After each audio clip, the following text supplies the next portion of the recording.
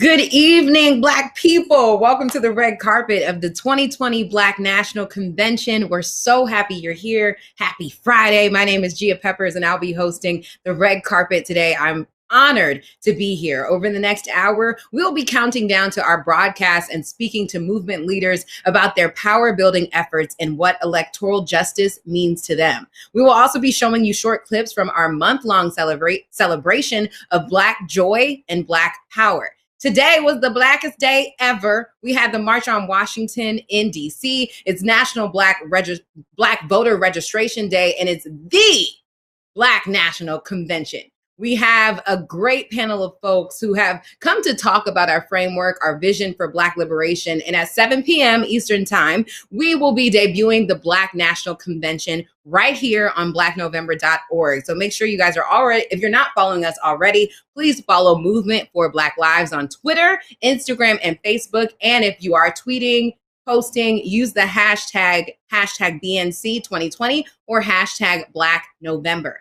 Earlier this month, we hosted the People's Black National Convention, where we brought together 500 electoral justice leaders in the movement for Black lives to ratify our Black national agenda. You can find out more about it on our website, so make sure you all are checking that out. Okay. So to speak a little more about the Black agenda and the vision for Black lives, please help me welcome Latasha Mays, President and CEO of New Voices for Reproductive Justice and a delegate from Pennsylvania, Teresa Mabry from Mi Gente, Electoral Justice Project table member and delegate from Arizona, and Makia Green from Black Lives Matter DC and Working Families Party, repping the DC delegation, my hometown. Welcome to the show.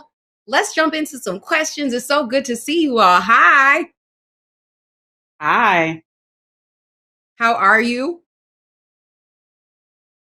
I'm overjoyed to make it to today and be on the doorstep of an amazing, beautifully Black joy experience. Yes. Ooh, yes. Perfect. We're starting on a beautiful, beautiful note.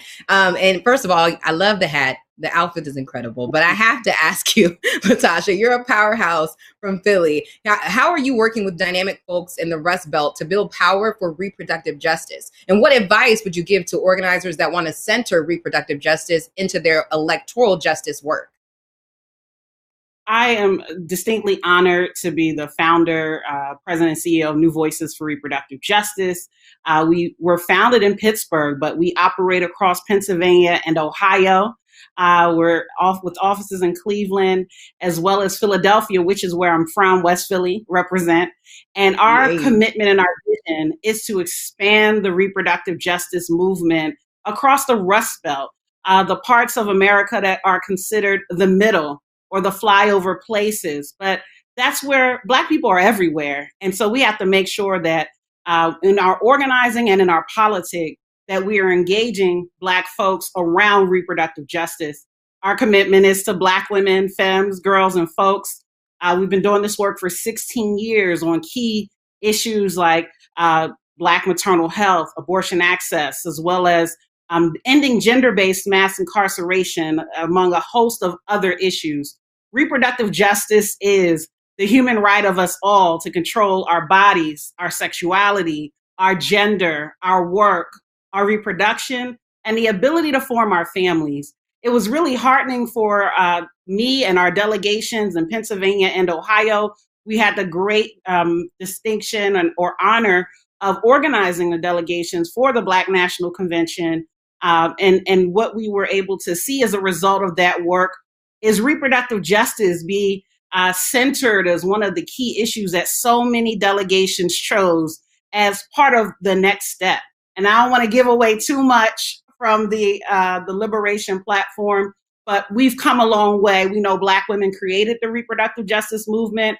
And so people need to start with educating, learning where it came from. But Black women, Black girls, Black femmes, Black folks, we've always been doing reproductive justice. We just gave a name to it over 25 years ago. Shout out to all the 4 founders of our movement. Shout out to all the reproductive justice organizations across this nation, specifically Black RJ. Shout out. Follow us on our Twitter chat. We'll be live tweeting at BNC 2020 RJ. Ooh, thank you. Thank you so much. Thank you. It's so nice to connect with you. And I want to move on to Teresa because you do such incredible work in Arizona. But it's not easy in Arizona. It's a lot of odds. There are not too many people that look like us, but you're a leader in this state. And even though there are a lot of odds, there you all are winning your fight. And it's beautiful to see. So for the people who are living in a state similar to Arizona, who are winning against all the odds. What does electoral justice look like in states like Arizona and other states where the odds are just stacked deeply against us? Thank you. So it looks like winning looks like getting together and rolling through and making sure we have clear commitments with our values that are values aligned. It means calling in our folks. So as a Black Chicanx queer person from Guadalupe, Arizona, who ran for justice of the peace in the South Mountain precinct, where our folks are heavily being gentrified, we're being isolated, we're being iced out, we're being criminalized, and we have a 50% recidivism rate with Perryville, the state's only women's, and I said not only lightly, coming back to this neighborhood. And so it's in deep coalition, calling in our folks and calling to question what's in power. So we're questioning what true democracy is and what it looks like to value our people's votes and our people's voices, because it's not just resting in our voices or our votes, but it's on how we move and how we shake and how we build with each other. Thank you. Thank you for that. And thank you for your incredible work and commitment to people, our people, all people, because it means so much. And so I want to thank you everyone really on this panel. And lastly, I'll go to Miss Makia Green from DC because you a hometown girl. First of all, I'm from DC, so hello, nice to meet you officially. But you have been heavily repping for the nation's capital for a while now. You're out here working with Black Lives Matter DC and with the Working Families Party. So we use the term state delegations, but we know that DC is still being taxed without representation. So what would it mean to have EJ in the district, and how are y'all working to ensure that full representation for us? Right. Hi, everyone. So EJ in DC, it looks like statehood. We know that the opposition or what they try and say against statehood is really rooted in racism. That we know that DC was Chocolate City, and the 700,000 residents here deserve representation. And this is really where all of our comrades around the country come into play, right? Right now, it's we need you to call your congressman. We need you to raise up and say that these people in DC deserve statehood. And that's really one of the ways we're going to get it. With Working Families Party and with Black Lives Matter DC, we've been working on defunding the police. We've been working on no new jails campaigns. We also in the movement for Black Lives across the city of decriminalizing sex work. And one of our campaigns that are specifically tied to electoral justice is we just recently got voting rights restored for everyone inside. In DC, if you're in the jail, if you are in, if you have a federal charge. And that's really important to know because we don't actually have, our folks get sent out. We don't have a prison. We don't have jurisdiction over our prison system and our people, right, who are locked away. And so we recently just restored voting rights. And so we'll be fighting for that in November locally. Wow. Thank you. Thank you so much. Thank you to everyone who's on this panel. Delegates, thank you so much for your work and your dedication and the love that you poured into developing a liberation platform and Black National Agenda. It's inspirational, and we already know it's going to be a strong policy platform for Movement for Black Lives and hundreds of other allied organizations. So make sure we all are keeping up to date with all of these incredible works because we need to support all of it, especially statehood in DC. It's close to my heart.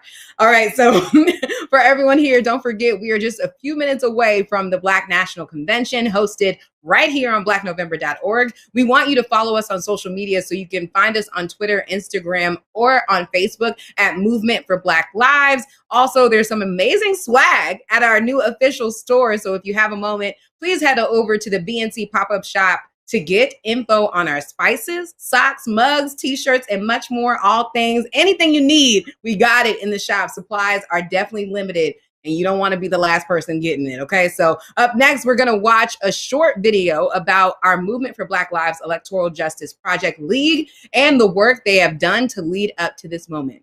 Take a The Movement for Black Lives is an ecosystem of individuals and organizations creating a shared vision and policy agenda to win rights, recognition, and resources for Black people. In doing so, the movement makes it possible for us, and therefore everyone, to live healthy and fruitful lives. Building on the legacy and strategies of past civil rights movements, the Movement for Black Lives has created a broad political home for Black organizers, activists, and allies. It's the infrastructure connecting and training the next generation of civil rights and human rights leaders, while strengthening the organizations to which they belong. In 2017, Kayla Reed and Jessica Bird met while working to elect Tashara Jones the mayor of St. Louis, Missouri. After she lost by 888 votes, they gathered around Jessica's kitchen table and charted the course to build a community of Black electoral activists working in every corner of the country who are accountable to movement and utilize elections as a tactic in the journey toward Black power and self-determination. In that same period, Rukia Lumumba was making history in Jackson, Mississippi, building on the legacy of her father and mother to create a model of co-governance between movement and local government. Rukia, Kayla, and Jessica became a team, and together they have been building the Electoral Justice Project ever since. With Michelle, Jamesia, Brianna, and Arnisha, and a community of 60 Black activists and orgs known as the Electoral Justice Table of the Movement for Black Lives. Electoral justice isn't just a fancy project title. It's a framework for utilizing elections as a tactic to build power, dignity, and rights for Black people. Our table is one of the largest of the Movement for Black Lives and growing. EJP gang gang. We are home of Wakanda the Vote and Electoral Justice League Fellowship Program and Black November. We have found joy in learning from each other to win where we live while staying accountable to the vision of Black liberation and campaigns that reflect our values and are not extractive. Electoral justice is where our collective power is flexed and measured. I like to say that if Black liberation is our North Star, electoral justice can be our safe houses on the way. Electoral justice has 5 key components: mitigating harm, restitution, structural unrigging, building power, and community-led co-governance. And our people are winning. In Louisiana, Kiana Calloway is restoring the rights of voters and banning the box on housing for returning citizens. In North Carolina, Black organizers are fighting for housing justice and against gentrification and winning. In Chicago, we won justice for Laquan McDonald. We're building an infrastructure of community-led governance via people's assemblies. In Florida, the Dream Defenders are winning rights restoration. We're ending cash bail in Memphis, and in St. Louis, we helped close a notoriously barbaric prison. The Electoral Justice Project welcomes you into our community. It is one of mutual respect, curiosity, rigor, celebration of every win, and a belief that the ballot isn't a shaming tool for Black nullifying, but a place to mitigate harm to our families and achieve progress toward our ultimate goals. From ending cash bail and the war on poor people to protecting Black trans women and making real the mandate for health care and reparations, electoral justice is imminent. Dear Black people, we love you. The vision for the community where you want to live and thrive is undeniable. And we believe together in electoral justice, we can make it real in our lifetimes. From Black August to Black November and beyond. All power to the people.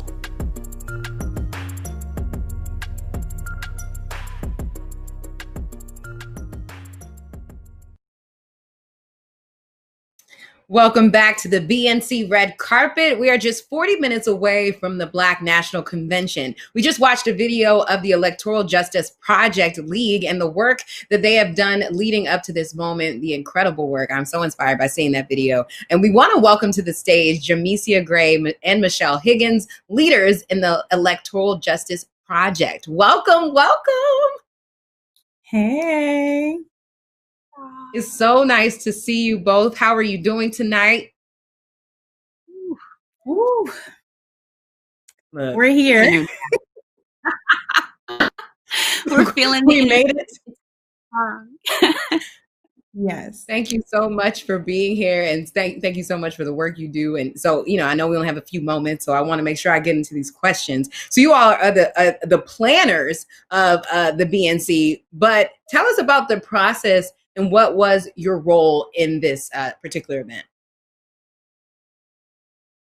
Yeah. So we wore multiple hats throughout this process. I was able to build this beautiful Black map that came from all of the state delegations in their caucusing and conversations. And we could see this beautiful vision of all the wins that Black people are going to have across this country. That was one of the roles, definitely holding it down for team ops and logistics. So a lot of emails, text messages, signal threads, catching people in house party, Yes. getting it done when it means necessary. Thank you for that. Thank you for that. I really love what everyone here has done, but Michelle, you're a reverend in St. Louis and a mother of two. So I already know that this was no easy task. And you've been coordinating some of the electoral justice work this year. And you've been deeply rooted in faith organizing. So what do you want to say to everyone out here who's watching and ready for the Black National Convention?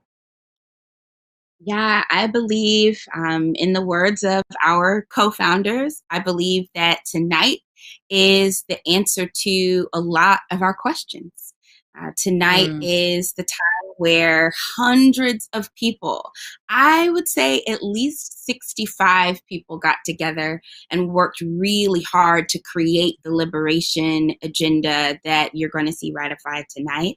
And those are people who are part of the non-monolithic and broad, welcoming, inclusive space that is Blackness. And so if you're wondering what we are supposed to do next, we have the answer for you tonight, because no matter who is in the White House, we know what the Black liberation agenda is going to be, and that is inclusive of the faith journey, inclusive of multi-abilities, inclusive of trans bodies. It is inclusive of a Blackness that all of us are blessed to bear. So I'm excited to see how broad, how beautiful, and how blessed all of us feel to be Black, no matter what other people try to curse us about. Tonight is about the blessing of being Black. Come on with you better preach the blessing of being Black. I'm just use that in the hashtag, y'all. That's the tweet. The blessing of being Black, hashtag BNC 2020, because that is so true. People really, you would think with the way the media goes and tells us about the burdens of what's happening within our community, you often forget, we don't forget, but people outside may put that on us and project the burdens, but we know it's a blessing. So thank you so much for saying that and speaking that, because I received that, and I'm sure everybody watching does as well. I have to ask you before you go, y'all are both fly. What are we wearing tonight? This is a red carpet. What are we giving? Tell me. I'm Jamisi, giving I'll start with you. Oh, sorry. Go ahead. Actually, no, go ahead. It's fine. I'm just giving out some melanin, some nice Zoe braids. You know, if you know, you know. I'm wearing this beautiful $6 ColourPop lip with ombre. And then I'm wearing a cord 2-piece. Y'all can't get all of that, but you can see the top part. And, you know, it's basically nude because it matches me. Brilliant. And what about you? I am delightfully rocking my second big chop of my life. Shout out to all the short-haired sisters. And I'm very excited to wear. Yes, I see. Let's go, sis. And I love my Beads by Array earrings. I know Beyonce kind of made this brand famous, but we knew about them back when. Pressed and custom made femme symbols, because EJP is a team of badass femmes. And I'm very, very thankful to be on the Electoral Justice Project. I hope y'all feel this love letter tonight. Oh my goodness, y'all are just brilliant and beautiful. Jamesia and Michelle, thank you so much for all of your work, and thank you so much for leading the Electoral Justice Project. Everyone, we are just a few moments away from the BNC, so sit tight. We're going to watch a quick video on why we're centering Black trans power at the Black National Convention. Check it out. So we all stand in this room together, holding each other, resisting together, because we all know that Black resistance is Black healing, and Black healing is Black wealth. We are standing here as vessels, being used by our ancestors to heal from the traumas endured by our people. And we have come prepared to heal us all.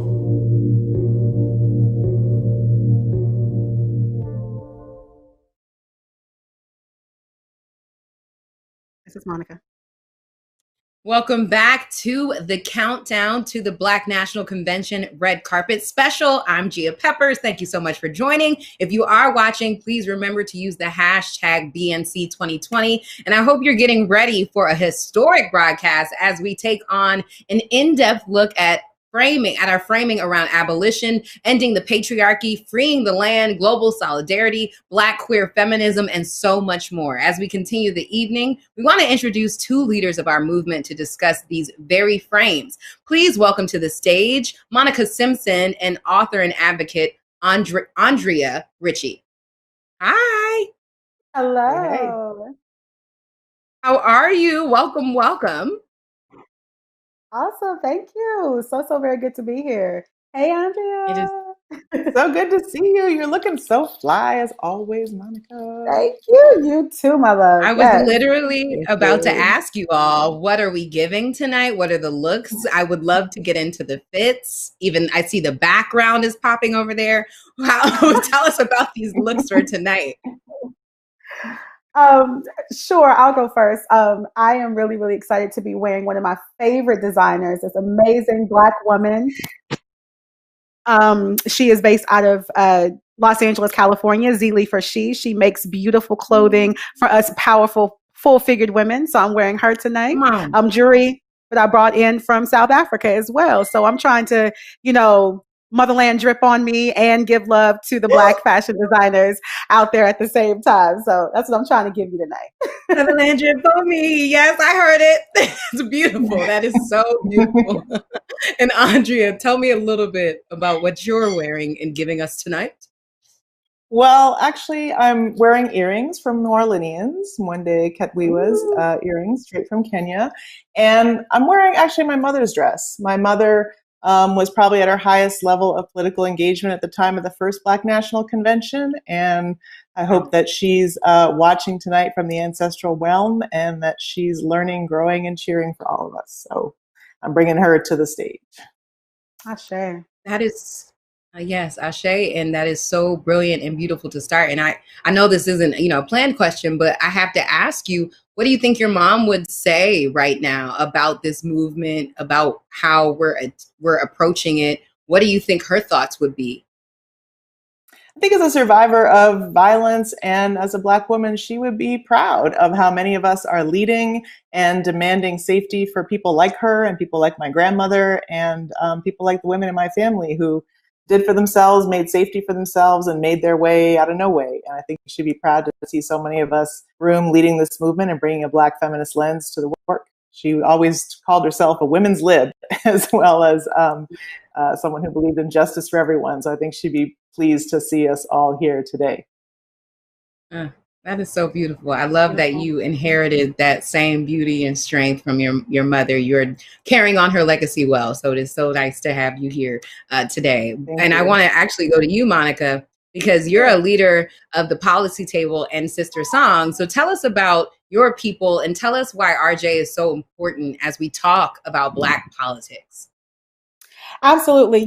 For me, reproductive justice has become my political home, and it's incredibly important to just who I am. I am a woman that was born and raised in the rural South. I'm a product of the Black church, and I experienced so much in my own community with not having access to the services that were necessary for me to make my best decisions, and just a lot of the limitations of the Black church and how it was very difficult to have conversations around bodily autonomy and reproductive health. And so reproductive justice is a movement that was created and birthed by Black women in 1994. And so for over 2 decades, we have been working at the intersections of our lives of human rights, using an intersectional frame to really talk about the importance of being able to have the human right to have the children that we want in the ways that we want, to be able to prevent or end pregnancies without shame and with dignity, and to be able to parent our children in healthy and safe environments. And so for me, this is such an important piece to this political moment right now as we are building this Black liberation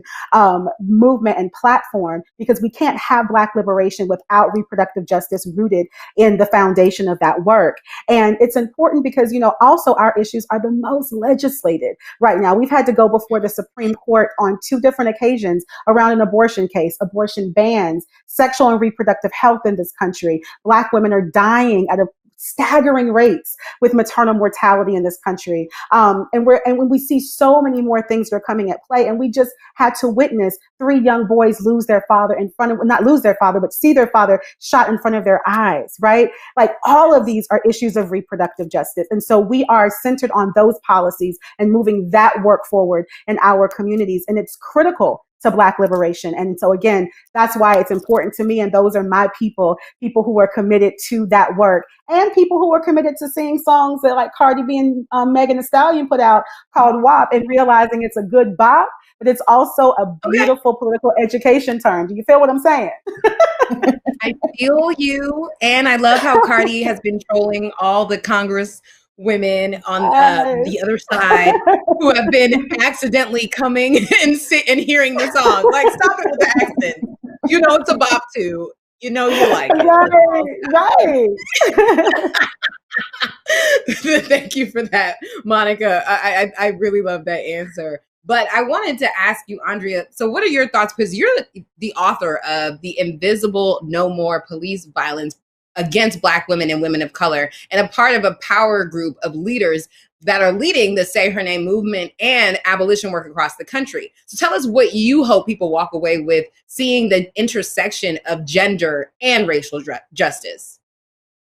I hope people walk away recognizing that when Black women are free, all of us are free, and that none of us are free until Black trans people, Black queer people, Black gender nonconforming people, Black intersex people, Black migrants, Black disabled people are free. And so I hope that people can see the richness and the depth and the range of the vision for Black lives that the Black Liberation Platform is based on, and the ways in which a Black feminist lens really connects all the issues we're working on in the ways that Monica was just talking about, right? From the things that we're fighting for reparations for survivors of reproductive justice, to healthcare, to migrant justice, to education, to employment protections, to an end to gender-based violence. And I hope people can see the connections between all of those issues and the ways that they are articulated in the platform and in the vision for Black lives it's based on.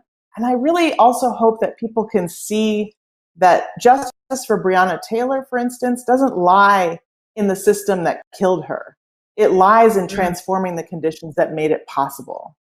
And I hope that people see what I was saying earlier, is that our movement is led by Black women, by Black feminists, by Black queer folks, by Black trans folks, by Black disabled folks, and Black migrants, and that we're weaving a tapestry of resistance across this country that is creating the ground on which we are building the world that we're dreaming of and that we long for, in which all of us are free and safe and thriving. And that's what we're about. That's what we're up to. And that's what hopefully we'll be able to see tonight and in everything that tonight generates in us and us.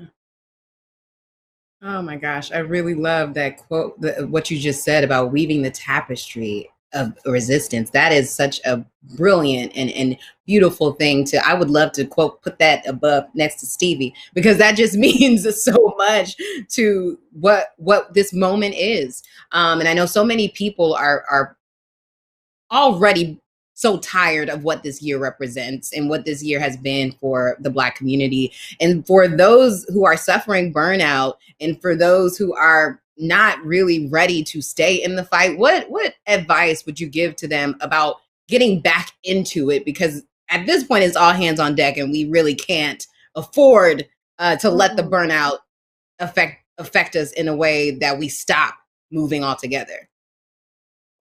You know, for us, it's about concentrating on the joy, concentrating on the resilience, and remembering that even in the midst of this, we are still winning in some really powerful ways. Like here in Georgia, we went up against our governor, right? And won in a court of law to make sure that there was not an abortion ban in the state. That effort was led by Sister Song, by Black women on the ground, knowing that we don't want to live in a world where the state has control of our bodies or our reproductive decision making. And so those types of wins at the local level, at the state level, at the federal level, we have to remember them, hold on to them, use them as our fuel as we're in the midst of the battle that we have to constantly be in doing this work. And always remembering to center all parts of ourselves. That's the other beautiful part of like this reproductive justice work, is in this work, we have to remember that we have so many beautiful things that we all bring to the table. You know, I'm not just the executive director of Sister Song. I am a revolutionary soul singer. That music is keeping me moving, right? It's like, how do we own and thank you and hold sacred all the different parts of who we are, because that's the other thing that's going to keep us moving through this moment and to get us to that place of liberation that we all are looking to seek and to have in this lifetime of ours. Yes, soul singer. Woo, I love it. And we'll end with you, Andrea. What are your thoughts on that as well? I mean, we're living in unprecedented times, and so we need to be making unprecedented demands. And this is a moment where, yes, the other side, the people who are contrary to a vision of Black liberation, Black joy, Black wellness, and Black thriving are pushing their vision of the world forward. And we are also pushing our vision of the world forward. And we're shoving it into this moment. And we are doing it powerfully. We are doing it unapologetically. And we are doing it carefully. We are tapping in and out as we need to so that we can be well, not only at the end of this fight, but while we're fighting. And that's, I think, the way that we are taking care of ourselves and each other as we dream and make the world that we long for. You all are just brilliant and beautiful. Thank you so much, Andrea and Monica. Thank you for your words tonight. And we're so excited to have you. Family, we are just a few moments away from the Black National Convention. I want to remind folks that over the next few weeks, we'll be adding and transitioning our Black November website with electoral information to educate you and millions of Black folks about our electoral power in the states. I also want to remind you that we have some pop-in swag in the pop-up shop as well. So make sure you guys are heading over there for your teas, your mugs, your buttons, and much more. We want to thank our spice pot partners, Ghetto Gastro and the Spice Sweet Angel, for hooking us up with some delicious recipes and spices. Sorry, Angel's a DC girl, so I love her so much. And we have a special treat for you all tonight. We've been working with the dynamic group of Black organizers called the Black Joy Experience. They create beautiful culture, music. They create beautiful culture, music, and soul, and they truly center Black joy. Tonight, we are excited to debut their video, I Love Being Black. Check it out. I said I love being black. I said I love being black. I said I love being black. I said I love being black. I said I love the color of my skin. It's the skin that I'm in. I love the texture of my hair, and I will rock it everywhere. I said I love being black. I said I love being black. I said I love being black. I said I love the color of my skin. Color of my skin. 'Cause it's the skin that I'm in. Skin that I'm in. I love the texture of my hair. Texture of my hair. And I will rock it everywhere. Rock it everywhere. I said I love being black. I said I love being black. I said I love being black. I said I love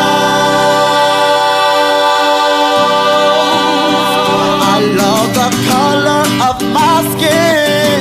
Color of my skin. 'Cause it's the skin that I'm in. Skin that I'm in. I love the texture of my hair. Texture of my hair. And I will rock it everywhere. Rock it everywhere. Said I love being black. I said I love being black.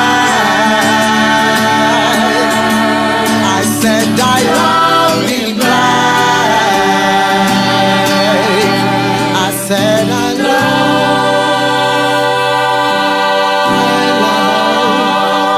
love the color of my skin. Color of my skin. It's the skin that I'm in. Skin that I'm in. Texture of my hair, yeah. I will rock it everywhere.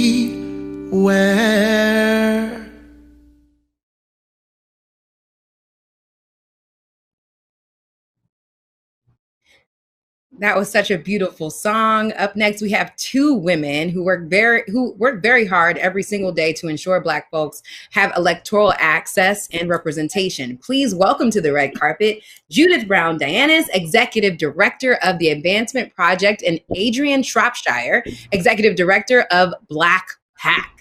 Judith, let's start with you. I heard you were Hi. Judith, I want to start with you because I heard you were joking about being an auntie of the movement.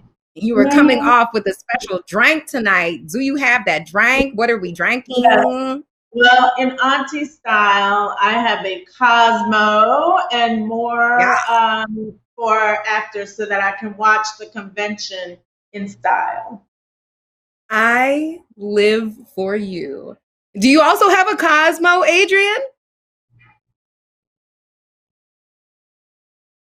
Auntie, we can't hear you.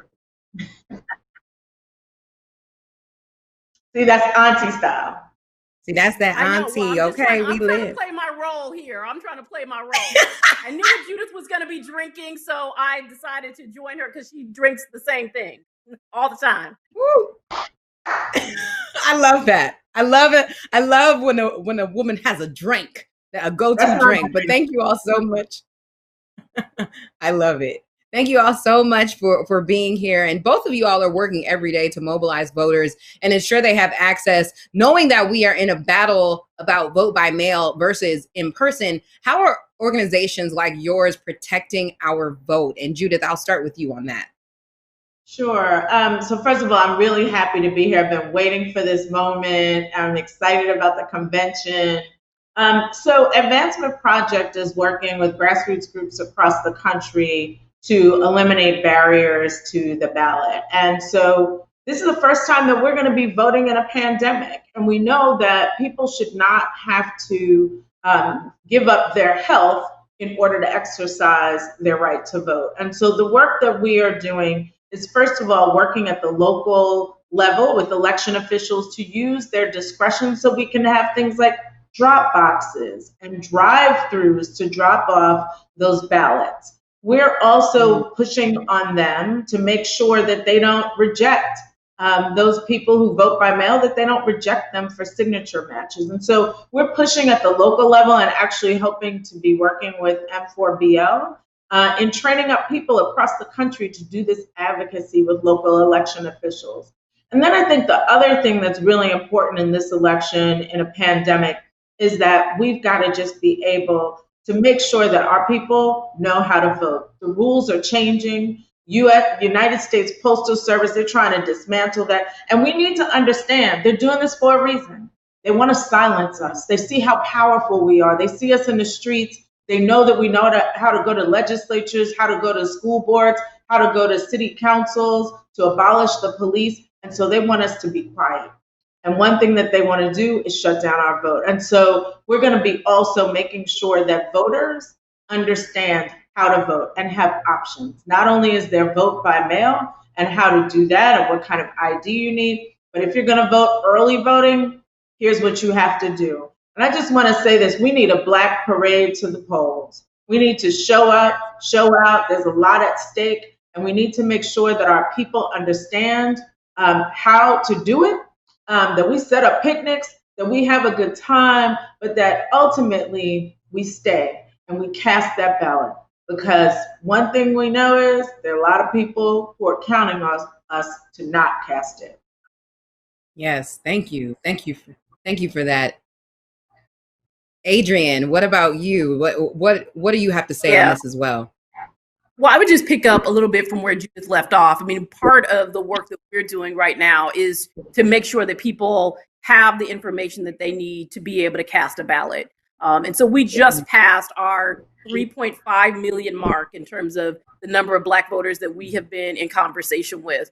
And really the conversations are just incredible, quite frankly. I mean, there is a way in which the conversations that we're having really are wellness checks for our community, having conversations about how people are feeling in this moment and the challenges that they feel like they face. And a lot of that is around people's anxiety around voting. And so for us, it really is making sure that people have the information, whether they're going to cast their ballot by mail, making sure that they take all the steps that they need to take so that, as Judith said, their ballot doesn't get rejected. And then helping people navigate what it's going to look like to make sure that they are safe if their choice is to vote in person. Because at this point, quite frankly, people should vote however they can. Whether you're going to vote by mail, whether you're going to vote in person, an early vote, or whether you're going to show up on November 3rd for Election Day, people just need to have a plan and be clear what they're going to do and be clear the steps that they need to take to ensure that their ballot is counted and that they put their voice out there and speak for our community in terms of what we want to be seeing, in the imminent future for where we are headed. Oh, wow.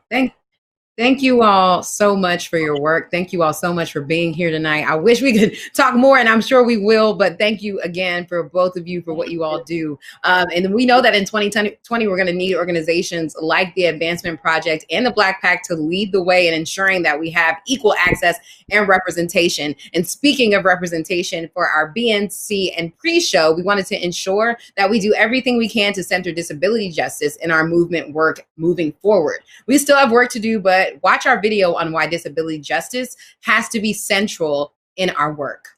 I said I love being black. I said I love being black.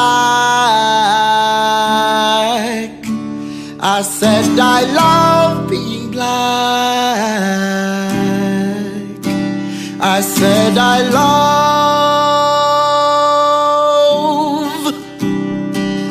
the color of my skin. I can't hear.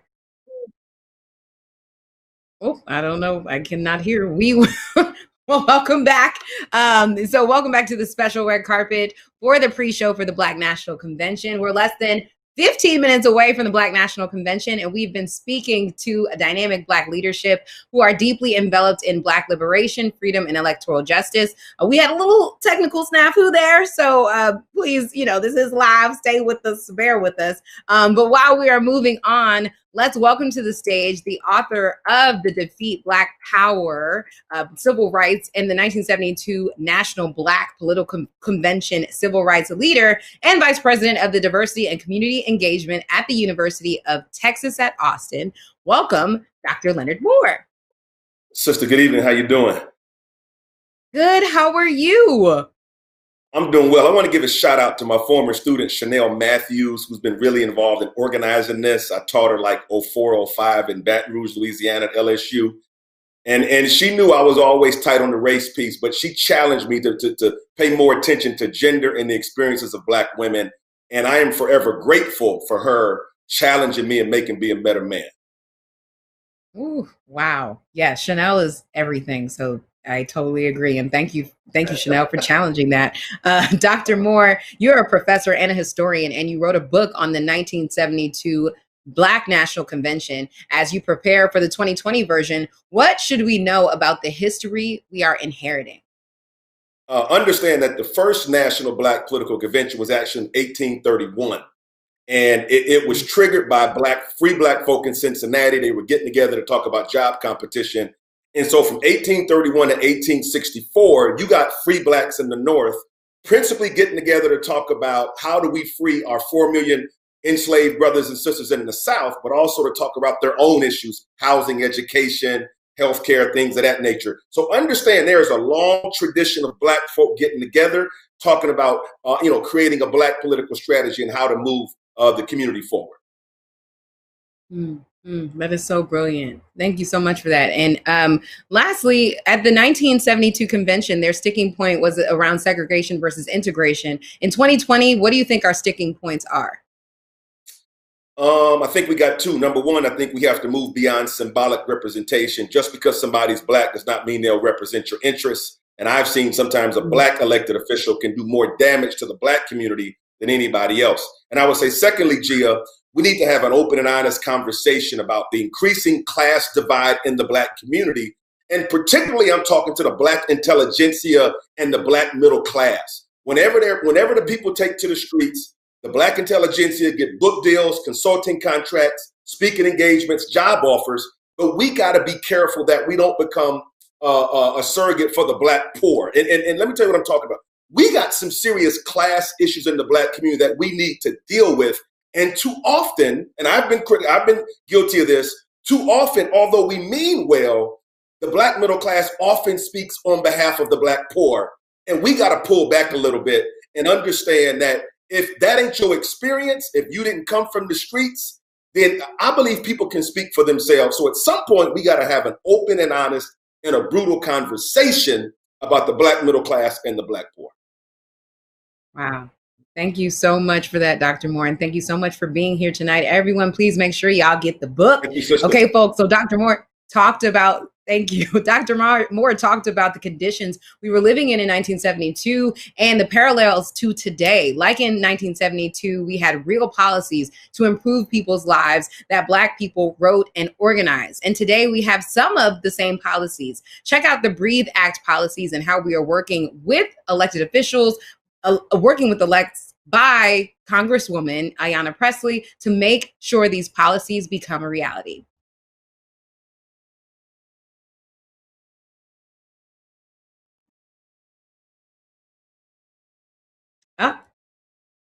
We're just gonna go to We're just gonna go to Mariah. We'll check that out during the actual PNC. Okay, so our last guest of the evening is, last but certainly not least, the incredible Mariah Moore. I'm so excited to introduce you to our final speaker. Mariah is the national organizer for Transgender Law Center. Her work includes fighting to ensure equity, equality, and safety for the transgender community, especially Black transgender women. Mariah has worked tirelessly in New Orleans to bring awareness to communities that have been adversely affected by laws and policies that are discriminatory. Please welcome to the show, Mariah Moore.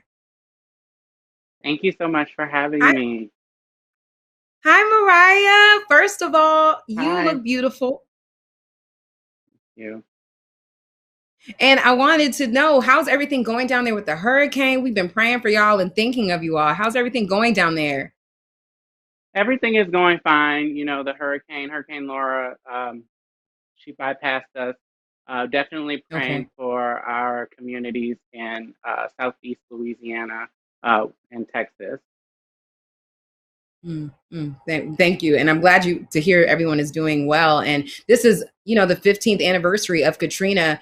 Climate and our land is crucial. So tell us more about what our people are facing right now and what we can do to make a significant shift, because we do not want to relive the things that happened during Katrina. Yeah, I think, in terms of Hurricane Katrina, 15 years ago, Katrina came in and displaced New Orleanians, specifically Black New Orleanians, not only geographically, but emotionally, culturally. I think that it's important that we implement better practices in terms of land utilization to decrease the diminishing of our wetlands. But even more than that, we also need to focus on our people, right? Our Black people who've always been in New Orleans, who built New Orleans, who are being rapidly displaced because of gentrification and denial of land usage via zoning laws that were created in 1926 to keep Black people away from city center, right? To keep Black people away from places like Congo Square, where our people used to congregate on Sundays, the only day that they really had to themselves as enslaved people. So Black people need to come together and reclaim what is rightfully theirs, reclaim this sacred land. I think that, it's so important that opportunities and organizations are created with land use in mind, like the House of Tulip, which I co-founded with Milan Nicole Cherie, which is to provide long-term housing solutions and pathways to education, home ownership, and healthcare. So, in keeping that in mind, also letting our residents know that they need to be smart about the ways in which they're being displaced, right? Every shiny offer on your house is not a smart one, right? We always go back to that phrase, don't sell grandmother's house, right? So please don't sell it.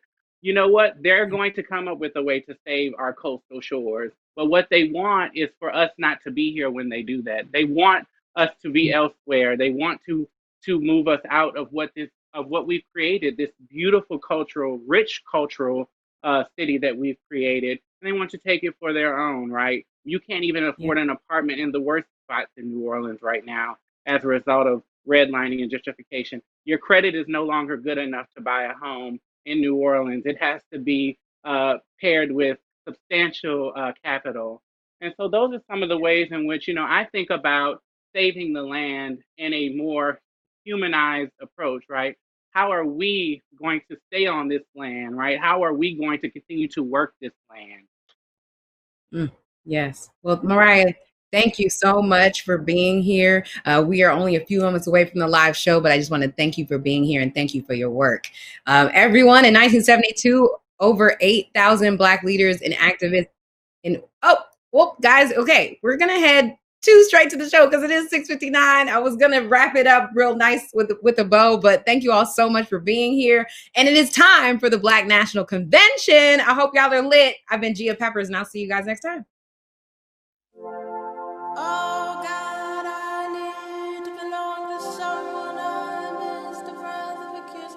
I miss the wonder of future. Dear Black people, look at you. Look. Do you see who you are? You're a miracle. You are love wrapped in skin. You are beautiful.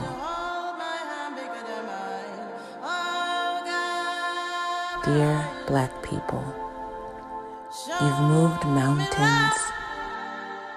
You've moved minds. You've made joy in rich supply. Dear Black people, you are the salt of the earth. You have love for yourself and your neighbor. Dear Black people, you are not alone.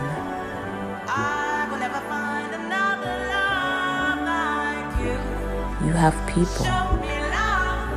Your people have people. Wherever you stand is holy ground. Dear Black people, you will stretch up to the sky. You will tell a triumphant story. You will hold it in your hands.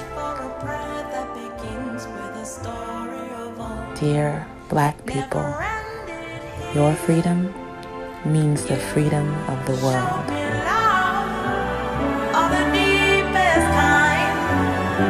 I will never find another love like you. Show me love, now I see. Dear Black people, we love you. Love Black people.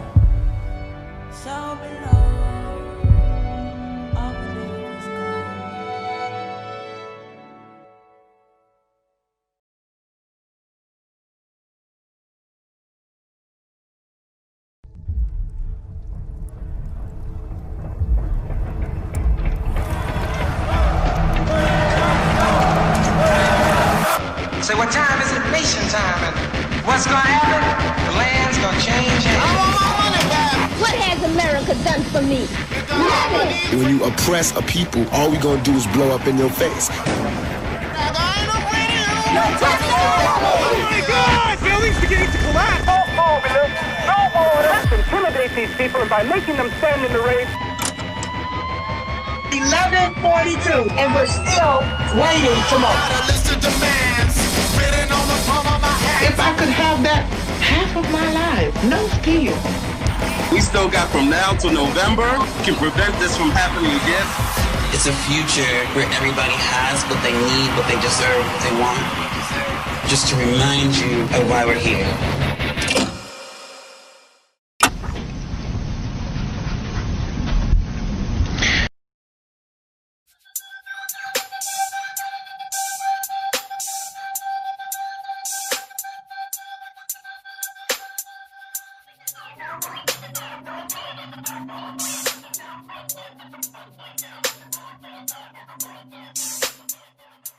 My name is Camila Love. I am a Black trans woman.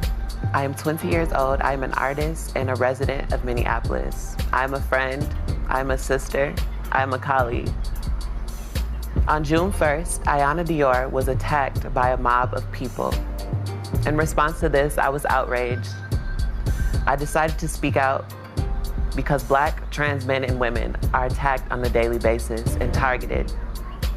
In response to my words, I was met with harassment, violence, and even held at gunpoint.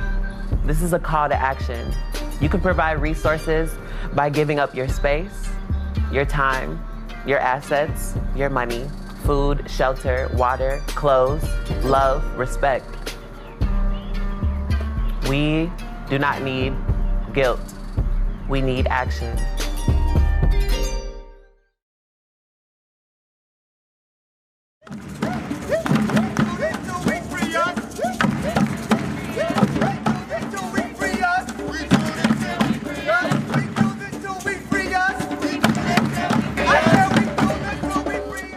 Good evening, family, and welcome to the Black National Convention.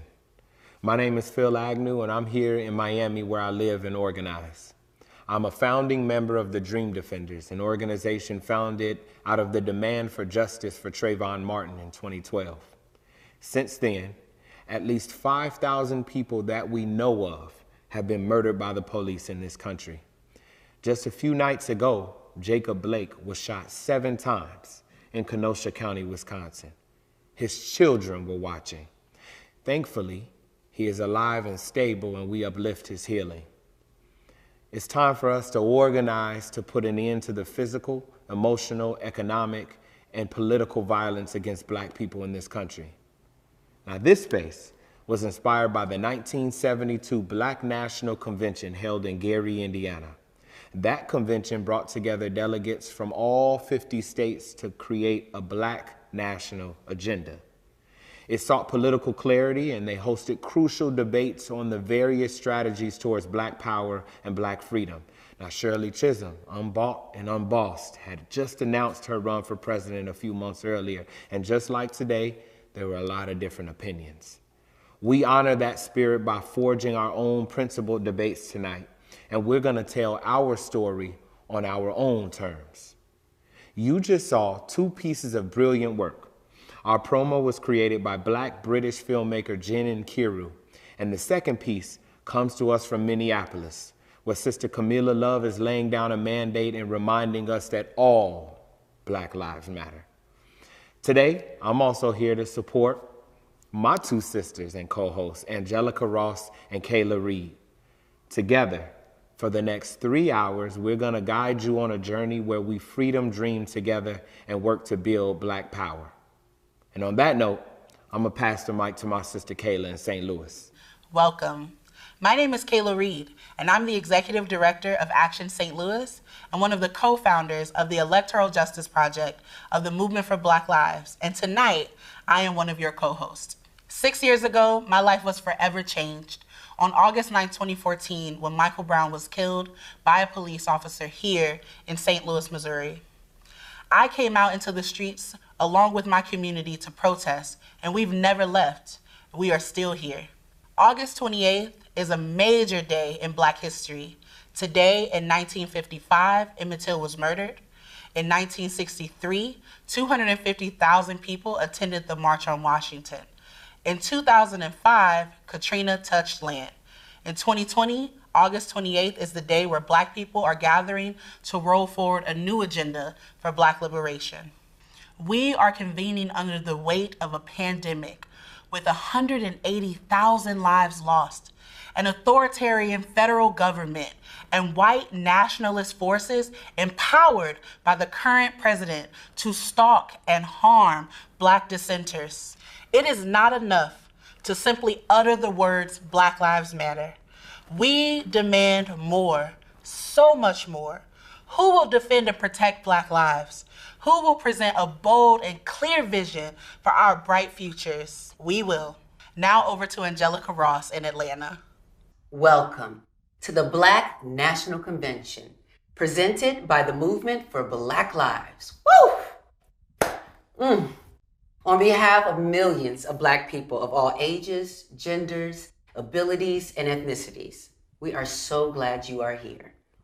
I am in the great city of Atlanta, so we're repping 3 Black epicenters, and there are so many more. There is no place where Blackness does not exist. So when I say here, I mean everywhere. Global, expansive, powerful. 2020 has been a lot, a whole lot. If nothing else, we can see that almost all of our systems are in a state of crisis. Education, voting, healthcare, jobs, housing, environment. It's asked us to create our own solutions, to stay safe, to change, to sacrifice. And so many of us have stepped up to that call. And the work continues. During these 3 hours, we are going on a journey together across the country and continent to learn about the work Black organizers and creators are doing for Black creativity, power, joy, and liberation. Anywhere there is an injustice against Black people, there's a story of resistance. Tonight, we are telling some of those stories. Now, we all know that Blackness is not a monolith. So, let's be clear. We're not going to agree on everything, and we're not going to get to cover everything tonight. But we want you to engage, learn, challenge, and watch, and come back to blacknovember.org to watch the things that speak to your heart again and again. I thank the Movement for Black Lives for having invited me to address the Black National Convention 2020. This is an extraordinary moment. More people than ever, not only in the US, but all over the world, are finally acknowledging that racism is not simply about individual attitudes that can be overcome with individual therapy or the like, and that it is not simply about developing policies of diversity and inclusion which leave larger structures intact, structures that were responsible for white supremacists and exclusionary practices in the first place. I can also say I am immensely excited because we are finally engaging in public discussions in Black communities and beyond about radically transforming those structures that have served as the lifelines of racism, misogyny, transphobia, ableism, and the economic injustices that are ubiquitous. Prisons are racist and inhumane institutions that do not make our society safer. They do not rehabilitate. Efforts to create better prisons most often render state violence more permanent and more palatable. Racist police lynchings, such as the one that claimed the life of George Floyd, cannot be ended without abolishing the very institutional conditions that rendered possible his murder, Breonna Taylor's, Tony McDade's, Rayshard Brooks, and the untold numbers of others. The connection between state violence and racism is not simply a U.S. problem. Let us remember that Black queer activist Marielle Franco was assassinated by a former police officer in Brazil. Adama Traoré was murdered by a police officer in the suburbs of Paris. His sister Assa has led a movement against racist state violence in France over the last 4 years. People in Iran are still standing up to the government in an attempt to memorialize those who died in the 1988 prison massacre. We do not get rid of the old and assume that the new must be constructed on the same foundation as the old. We create new foundations, new footprints, new societies. Our focus today cannot be so narrowly directed toward what we oppose, but rather it should be directed at what we want. This is a moment ripe with possibility. So let the convening of the National Black Convention be a launching pad for a radical left agenda, a Black left agenda, and will encourage us all to push ourselves to fight for the future and for the world we deserve. Hi, my name is Derica Purnell, and I am so excited to be in conversation with this wonderful group of people, talking about abolition. We have a short amount of time, lots to cover, so we're going to jump right into it.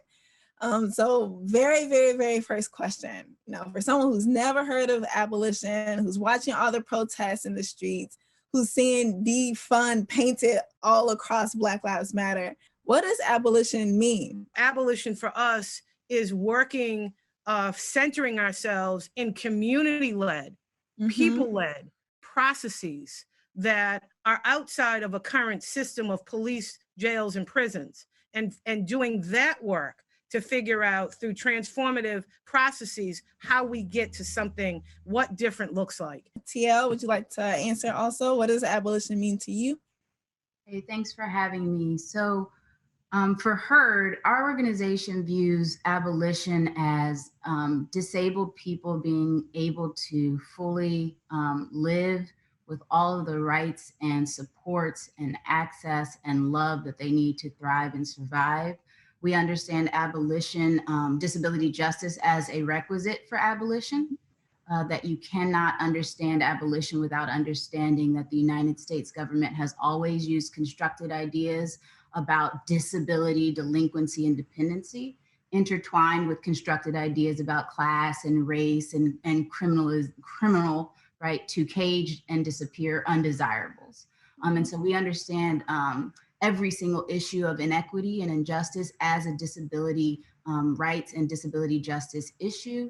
And we see abolition as a project that inherently centers the margins of the margins and acknowledges that disabled people are disproportionately affected by the entire carceral apparatus, from psych facilities to nursing facilities to group homes / facilities to prisons and jails and immigration detention, et cetera. Disabled people are in fact disproportionately represented in those spaces. And so we need to center disability. And so that's a big thing for HERD and the Harriet Tubman Collective as well. Rich, I'm gonna go to you. What does abolition mean to you? Abolition, I got to think about when I came home from the joint, right? And I was nowhere near abolition of that system. I hated that system. I had a lot of anger towards that system, but I didn't quite know that dismantling it was even a possibility, right? So for me, abolition was about me acknowledging or kind of learning that, yeah, there can be an alternative to things, that everything that is doesn't have to always be. And that through that acknowledgement that, you know, we can change things, became, you know, then I became an abolitionist. I grew into it by actually seeing things change and learning the process of how we can change things, right? Becoming an organizer and seeing policies I never thought, you know, change, right? Like ban the box. Tony, Michelle, I'm gonna go to you. Is that Tina Turner behind you over your right shoulder? Yes, it's Tina Turner and it's Donna Summers. Okay, all right. Diana Ross, Teddy Pendergrass, Aretha Franklin, all my things. Okay, I'll be all up in y'all living rooms on Zoom. You think I'm just talking to you, but I really be in your backgrounds too. So Tony, what does abolition mean to you? Yes, so abolition for me is simply the dismantling of systems and groups of people that oppress us, right? And for the Solutions Not Punishment Collaborative, as a Black, trans, and queer organization, we see abolition as the ending of violence against Black trans people, right? Particularly the ending of murders and murdering of Black trans women. And so as we are dismantling these systems, how are we also building the visions that was given to us by our ancestors? Sometimes when I talk to Black people about abolition, they say, you know, what about Black on Black crime, right? And they don't mean it as a talking point, as a right-wing conservative talking point to undermine the project. But they like, do you know my neighbor? Do you know who lived down the street? You know, do you know the people who, you know, I've encountered throughout my life who like have caused me harm? And now you don't want me to call nobody. And if you're from, you know, St. Louis, like where I'm from, or if you're from Chicago, all of these cities with like urban violence usually get held up. It's like, look at the Black people in these places. They don't want abolition. You know, I'm curious about why is it so important for Black people, especially, to know about abolition? You know, we're talking about people who are vulnerable to their parents, their lovers, their neighbors, strangers, and the state, right? And the state. You know, Rich, can you help me out? Why is it so important that Black people especially know? In our communities are concentrations of the disproportionate impact of police harm, all state violence, of economic violence, right? And so they don't want us to dream of new solutions, right? They don't want young Black folks in communities that are food deserts to think about options that aren't capitalistic in order to create alternatives to fresh food and water, right? They want us to be dependent on their means. And essentially that is one of the biggest challenges, is that like really shifting our people from, you know, thinking, I think we have to begin to think about how do we control the institutions in place that are educating our people, that are feeding our people, so on and so forth, so that we can actually build abolitionist futures with abolitionist people, right? We need more people to be able to claim that, and I think it's extremely important. Why should Black people know and care and practice, in abolition? Abolition is the process, the action, the end result of faith, right? It's like what is possible on the other side, and having faith that you and your people will make it through to what your imagination holds, right? So, and that's for Black folks' freedom.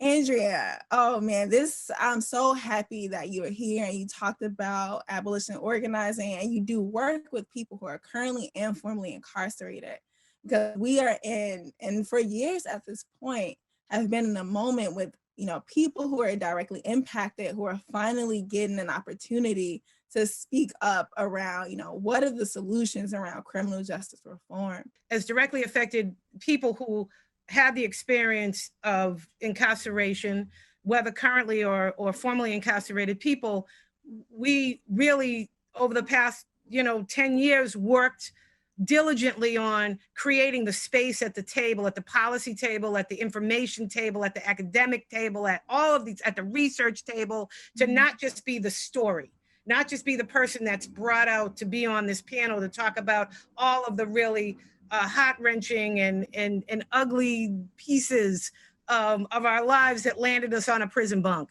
And then somebody else is turned to as the expert. We are the experts. We too are the experts. And we make a really complete picture and presentation and information about what this is all about. Great, TL, I'm gonna come to you. Why is it so important, especially for Black people, to know and to understand abolition? Often a lot of folks who practice abolition or who think they practice abolition and are in many realms are missing a large component of what is included in carceral systems. Just understanding how these systems literally feed off of and inform the other is really critically important. So all the folks on this call, I've been in community with all of you talking through that. What does that look like? Why is it important to understand prisons as sites of disablement? And what does that mean for our community coming home? What supports need to look like?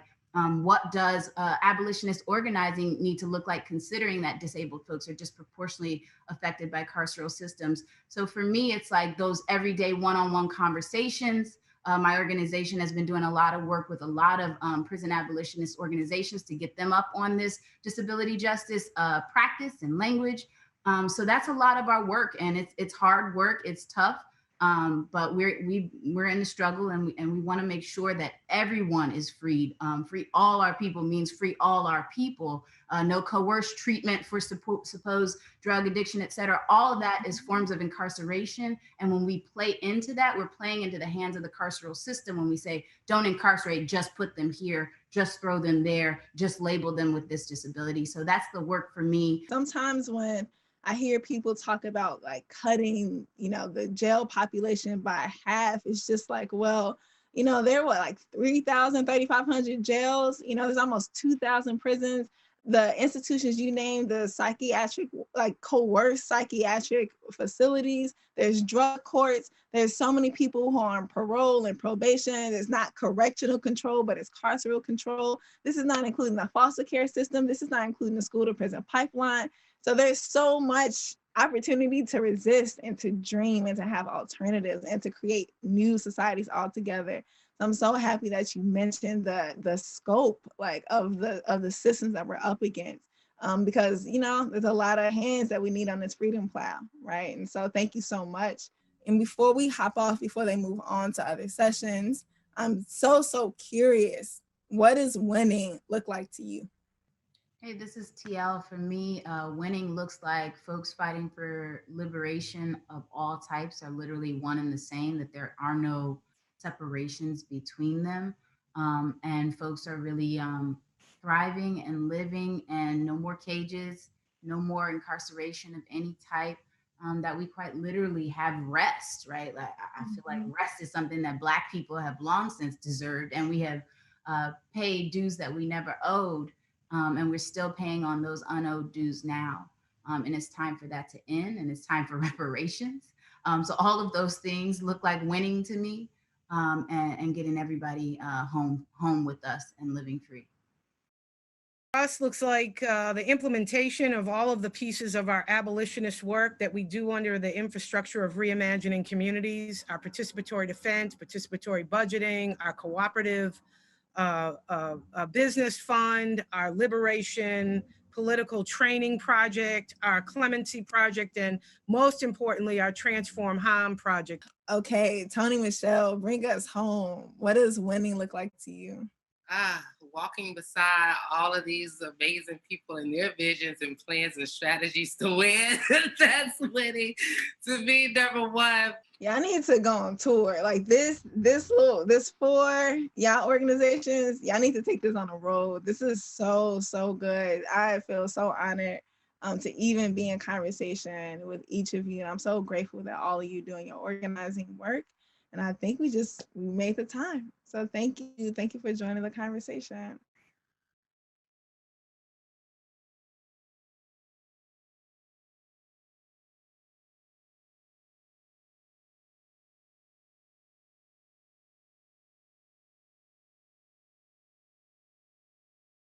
We have had many black conferences before, but a most important thing happened here in Gary, Indiana. For the first time in black political history, black people were able to combine two distinctly different kinds of political power. The power of the ballot box and the power of protest groups. The mobilizing of these two forces here in Gary in this spring of 1972 has greatly increased the political effectiveness of the black community. It's a pleasure to be speaking with you today and really not only recounting that history is special to me, but looking at how we carry it forward. It is indeed an honor to meet with you, Mayor Lumumba. I remember your dad at the National Black Political Convention. We were trying to get the Black agenda passed at that point. And I was wondering, as a mayor, what things do you relate to in the activities of your father and folks like me that were following him and the leaders we had doing grassroots independent politics, and how that fits with what you're doing now in Jackson, Mississippi? Well, one of the challenges that we have to recognize is that as we see leadership that thinks like us, we have to understand that our people have been locked out of the process for so long, that not only do we have to have political organization, but we have to have political education. So we understand the structures as they exist, and even dare to break down the structures that don't work for us. And so it is our mission through a collective process that we move our people from being the governed to the governor. I should only be a byproduct in what I'm doing that helps move communities to having greater access to governing themselves. And I imagine it has a broader social contract attached to it, and it's everything from LGBTQ to other dimensions of humanity and social organization that we got to take a look at. We have to understand that while we are certainly privileged to have more leadership that looks like us, now our goal has to be to have leadership that thinks like us.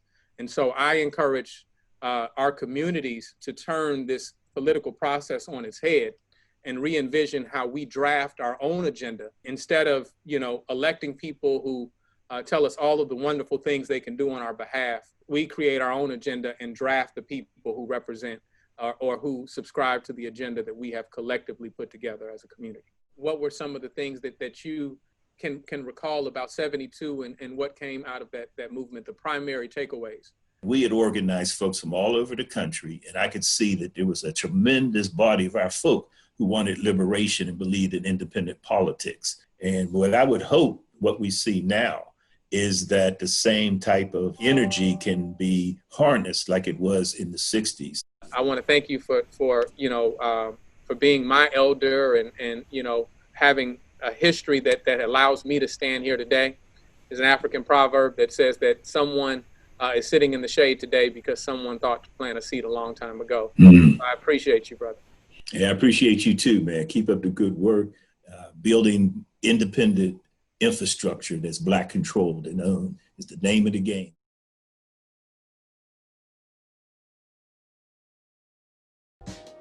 The workhouse is a living, breathing monument to white supremacy and racism here in St. Louis.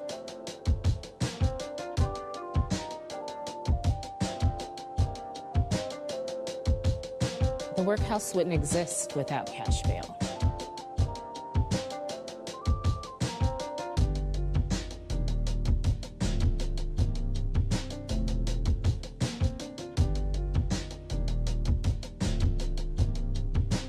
I was the victim of domestic violence, and I did what they say you're supposed to do. I left my husband, I took my 4 kids with me.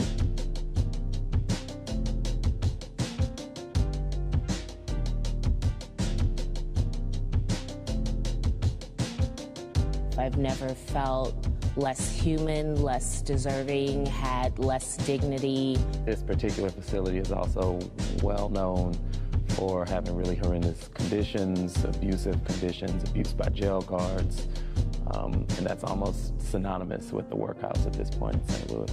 Cash bail facilitates naturally is this over-dependence on the carceral state. We are acculturated in this society to thinking that the only solution to our problems are punitive solutions. When I got out of the workhouse, I said that I was going to spend the rest of my life working to tear down the systems that tried to destroy me.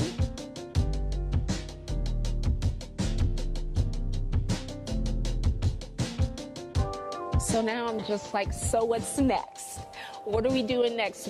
We taking on the police? We taking on the police budget? Like, what else are we gonna do? When we started this campaign, it was literally about 6 people sitting in a room that said, we should launch this campaign. We should focus on this, sustain this call, build a strategy around it, demand it until it happens. And it went from that 6 or 7 people to thousands of people in St. Louis that have gotten engaged. This campaign has changed my life. It has changed the life of every single person that lives in St. Louis, whether they know it or not. If you want a city without your jail, get your people together, come up with a strategy. Because when we fight, we win. My name is Chino Hardin, and I'm the co-executive director for the Center for New Leadership on Human Justice and Healing.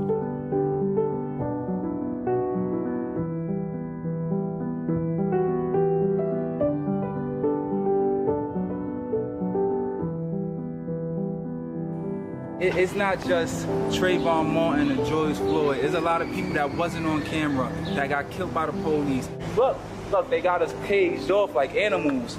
The police harassing me before with stop and frisk. You know how many times I got stopped by the police on a stop and frisk? Sometimes it's like 4 times back to back in one day. We're trying to see how we can get the government foot off our necks so we could breathe. See what I'm saying? We wanna breathe to the point where we can blossom as a flower. As a black person, I wanna blossom. I want my kids to blossom. It's important for folks from Bed-Stuy to know how to live with the land. I have been camping and learning to live with the land for over a decade now. To leave Bed-Stuy and go to New Legacy, I think they're gonna be in awe. I think conceptually we could think about mountains and trees, like we've all seen them, right? But I think watching that on TV or seeing it passing by really quickly in the car is a completely different experience from being developed in it. Nature! Now we can breathe. And it is Think right about over it. Now we can actually breathe. I've always wanted to see a waterfall. The only waterfall I ever seen was on a Polar Spring bottle.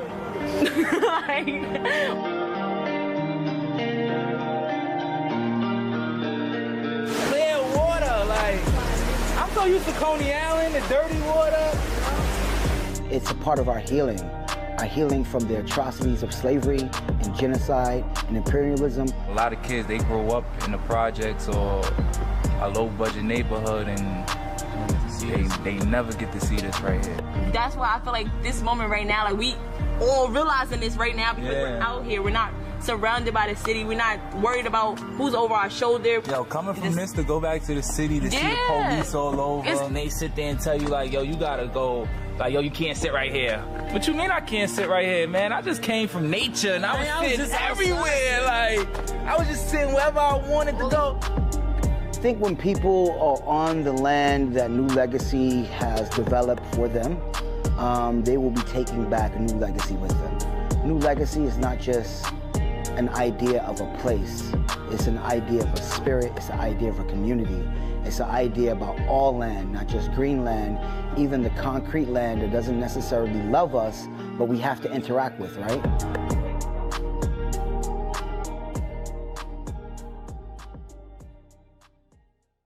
Accessibility as a cornerstone in our call towards justice is a goal that the Movement for Black Lives is committed to realizing.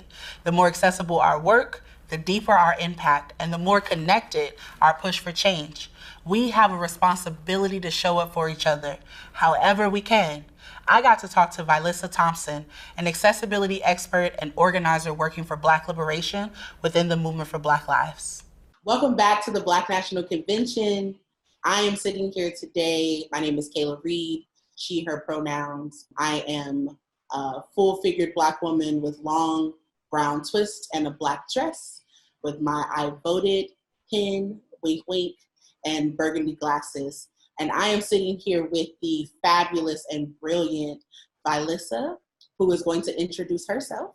Thank you so much for that, Kayla. My name is Vilissa Thompson. I use she, her pronouns. I am a light-skinned Black woman who is sitting in a wheelchair. I have on small rectangular-shaped glasses, a purple reddish lip.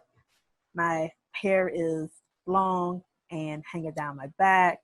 I have on gold hoop earrings, and I have on a sleeveless top that is multicolored. For those who are watching, can you explain what disability justice is and why it's significant in our movement? Yes, disability justice is basically centering the intersectional oppression that disabled people can experience. Some of those identities are disabled people of color, like myself, disabled people who are houseless, disabled people who are immigrants, disabled people who are queer, and so on and so forth. There are a lot of misconceptions about how we even talk about people with disabilities, how we talk about people who have different accessibility needs. And it is something that we have to hold. That's not a foreign concept. There's not people on the other side. There are folks in our families, there are folks in our communities, there are folks in our organizations who would have a better experience in our movement, who would show up stronger because we see them as their fuller selves. And so I really do appreciate that as a framework that we have to continue to hold, because it impacts so many people. People want to focus on accessibility as a ramp, but accessibility comes into providing ASL and captioning for our virtual events like we're doing for the BNC, to ensuring that if you're doing a presentation, you describe the images on your PowerPoint, or what we did with ourselves is describing who we are for a visual description so that people who may be blind or low vision can know what we look like. So it's the little things like that that really is important to adding a disability lens that doesn't just go into the areas of interest when it comes to police brutality, employment, housing, but also making people feel fully included into our spaces, fully welcome into our spaces so that they know that they belong. The last thing I want to say is that disability is not something to pity. Disability is an identity, it's a culture, it has a history, it has a community that is so rich with diversity that everyone should take notice as to why including disability is a priority. Thank you so much. And I hope everyone enjoyed this conversation as much as I did. Grateful to be in this work with you. Thank you so much, Kate. It's so grateful to know you and be a part of this work and to just be seen. I never expected that I'd be in New Orleans going on strike from an African-American owned company. I never expected to be treated the way I've been treated. I never expected that I have to put my family through what I'm going through on strike. I never expected to go where we've gone. I never expected my mama to be proud as she is now. I never expected my family to respect me the way they respect me now. I never expected to be on strike with 14 strong black brothers. I never expected. You don't know what it's like to work for Metro. You don't know what it's like to get up out your bed every day, not knowing how much you're gonna make. You don't know what it's like to being chased by your boss trying to run you off the clock. You don't know what it's like to work for 5 kids every day. You don't know what it's like to wake up and to go on the line every day with 14 guys and plus another brother. You don't know the struggle. Now it's time for y'all to see the faces that's behind y'all trucks every morning. Now it's time that we start getting the respect that we deserve. Now it's time for us to demand what we need to support our family. Now it's time for my kids to see what standing up looks like. They would erase us from map and memory. Hold conferences on how to classify our disappearance. For years we found no records of diasporic transactions until we found ourselves listed in insurance claims as commodities. Now that we're human, we're in the way. They seek the peace to kill us. In peace. I want my money back. I'm down there drowning in your bed. You got me on my knees praying for everything you lack. I ain't afraid of you. I'm just a victim of your fear. You cower in your tower praying that I disappear. I got another plan. When that requires me to stand on the stage in the street, don't need no microphone to beat. And if you hear this song, if you ain't dead to sing along, make it some to this hand drum till you get where you belong. I got a list of the meds written on the palm of my hand. I'm on my vision, you gon' know where I stand. We're living hand to mouth. You wanna be somebody, see somebody, try and free somebody. List of the meds written on the palm of my hand. I'm on my vision, you gon' know.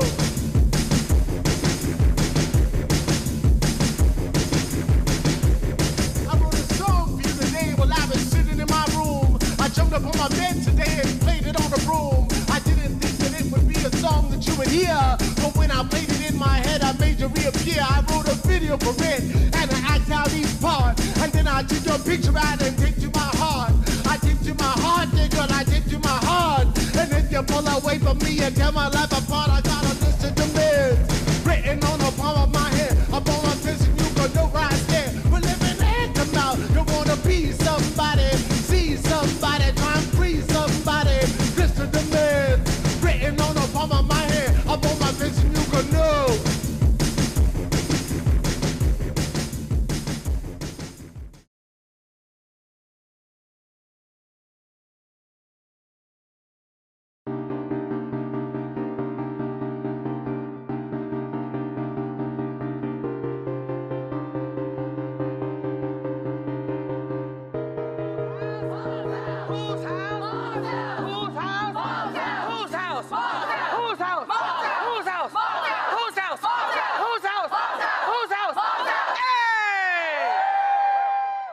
My name is Dominique Walker. I am one of the co-founders of Moms for Housing, and the goal of our organization is to reclaim houses back into the hands of the community and to house unsheltered moms and children.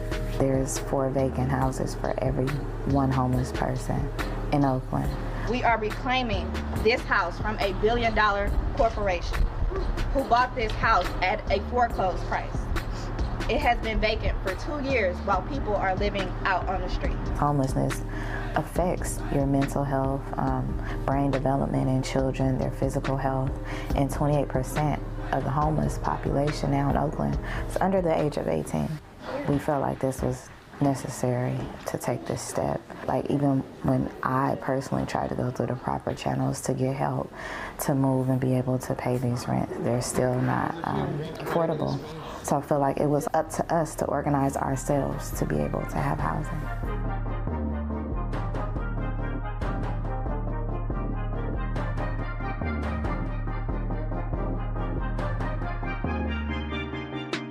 They may have arrested the mothers tonight, but this was a win.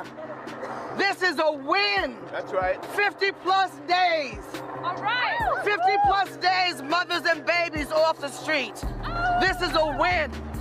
The majority of the people living on these streets are Black people. And that is directly connected to the history of slavery and Jim Crow in America. Just with this one act, Wedgwood has offered to sell their entire Oakland portfolio to the land trust so it is affordable in perpetuity. This movement does not end today with us, with that house on Magnolia Street. We will not stop organizing and fighting until all unhoused folks who want shelter have shelter. This is just a house. Mom's house is wherever we are, wherever we're organizing. This is becoming a movement, and it's going to continue. Whose house? Mom's house! Whose house? Mom's house!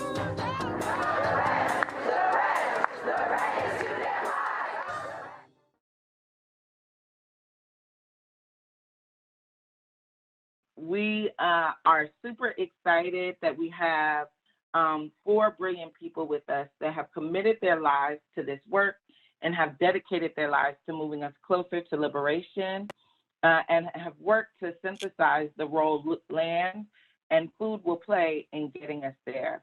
So we have a lot to talk about in a little bit of time.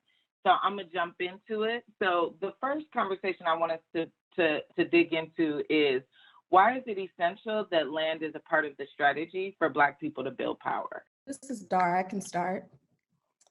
Once again, free the land, everyone. Want to give thanks to all of our collective ancestors for paving the way for us to be able to do this incredibly important work. You know, we know, as Malcolm taught us, that land is the basis for all power.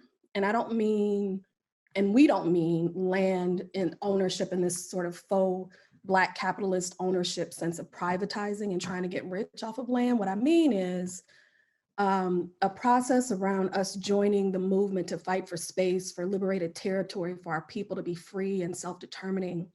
We're also talking about fighting for land to be decommodified and taking off the speculative market, to be in solidarity with Indigenous comrades, to rematriate the land, and get back to all of our Indigenous legacies of land-based knowledge. We have such a rich history of land-based knowledge, and ensuring all of our people have the means to be nourished, to be safe, to be whole, and in our full dignity. We've seen the decimation of our farming communities reduced by 98% through theft and all sorts of violence. If we truly believe in fighting for Black power, it must start and center our fight to reclaim, return to, and protect the land, and our rights to fully actualize Black nourishment, healing, dignity, and a home for the most creative and revolutionary of our Black freedom dreams. Yes, absolutely. That was so beautiful, Dara. Thank you so much for that. When I think about reclaiming the land, obtaining land, and the way that we use that to build power and free our people, I think about the ways in which gentrification is happening, right?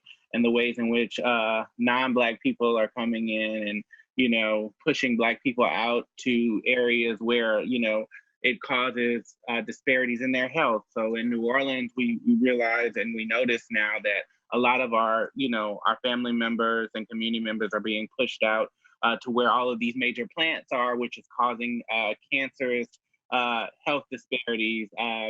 You know, they don't have access to get fresh goods because they're so far away from city center. An increased, you know, experience in terms of violence because people are just really, you know, left destitute and without resources. So you know, in fighting that violence and food insecurity and healthcare disparity, we want to create, and we did create the House of Tulip, which we went in and we bought Black land that was up for sale, Black property that was up for sale, and we beat out white buyers, right? Because we want to keep this, you know, where we deserve to be, and we deserve to be well, to be in a place that will not kill us, right? To dismantle, to obtain these properties and to continue to dismantle white supremacy, to dismantle the land in which is incarcerating us. And so what we're doing is we're educating our community and we're buying these properties back, right? And we're giving them back to our community to use to help further and enrich their lives. And so creating a true inheritance for our people, right? It's not saying, no, you have to earn this. No, this is an inheritance for our future generations. We're going to keep this Black owned. We're going to keep this community led. And so we can build this power collectively that way. First of all, I mean, we have to value the land. And we don't. Because my mama bought this house for $50,000. They want to give me $750,000. What am I going to do? I'm going to sell that house. And that's what we do. Stop selling your damn house. Stop selling your damn property, you know? And then they come in and all of a sudden the property's $2 million. And that's what's happening in LA. I work with Destination Crenshaw, which it's going to be the first train that's leaving the airport. That goes down Crenshaw Boulevard through the community. And a lot of people accuse us of helping with the gentrification. And I'm like, no, we deserve good shit too. They see the value in where we're at. We don't see it. We see it in the money. But as Doris said, the value is in the land. The gold, the diamond, everything is in the land, and we are the land. So what we have to do is change our values. Like Black Lives Matter. Do they matter to us in our communities? The land is the basis of all wealth. Land is the basis of all power. Land is the basis of all independence. If we are ever, whatever movement that you are associated with, if you're looking toward becoming free and liberated, then you have to determine what will be your association to the land. If we can't feed ourselves, we can't free ourselves. If we can't feed ourselves, we cannot free ourselves. So we have to learn how we want to first free ourselves. Right. And that means that we have to learn how to feed ourselves. And everything that we eat comes from the land. Everything that we wear comes from the land. The reason that we have been, that this nation and really the world wants to exclude people, especially marginalized populations, from the land, because they recognize that if you have a land base, if you are anchored in your own property, that you own this property, then you have some rights. The rights in this nation are really granted to those folks who are landowners. The first property owners in this country were the landowners. They never brought us here for the intention of us becoming landowners, for us to become property development. That never was supposed to happen. We have come here to work for them and them only. We're never supposed to have anything for ourselves. So we have to determine, with everything that is based against us, everything that all of the laws that have been established, going back to old English law, how do the landed people take land from the people who had very little? And the laws of this country are basically based on that old English law, to take whatever property you have from you and to give it to somebody who don't need it. So our effort must be to first understand how we have to move to take back control of take for the first time in many instances control of our communities. And we take control of those communities by first having an understanding of what the land base, what are the resources in the community that we have that we're going to build around. That's the economics. We didn't get shown the economics of this in our schools, and that's accidentally on purpose. Once you show a child the magic of putting a seed in the ground, and all of a sudden they got a carrot. I made this. You're right, you did. You can't add that. That's for life. But we have to still keep instilling that in them. It's not just that one lesson. And a lot of us, all our lives, we had that one lesson where you put the seed in the jar and you watch it sprout. Oh my God, that's magic. Next. No, get that seed and put it in the soil in that garden at the school, and you're gonna have 1,000 seeds. This is so good. I'm curious if I can complicate this conversation around land a little bit, because as Black folks, we were literally part of the first tier of capital in this country, right? Yep. And so for the movement for Black Lives, and I think many folks who are sitting in this panel, we consider ourselves anti-capitalist. And so I'm curious about our ability to be on and with land as a necessity for our liberation. I think it's really important for us to name, what we mean, and also to be careful of replicating colonial patterns. We don't want the continuation of colonialism. We don't want which means colonizing the land, which means colonizing a people, which means displacing people, which means extracting from people and from the earth. We don't want that. And so I think we need to be clear about what we do want. And what we do want is a regenerative relationship with the earth. We do want a regenerative relationship with each other. We don't want to be extractive. It doesn't mean that our communities can't be well, can't be fed, can't be taken care of.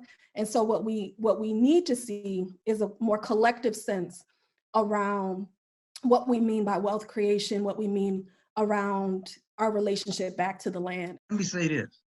As we understand it, as has been presented to us, capitalism is based on exploitation.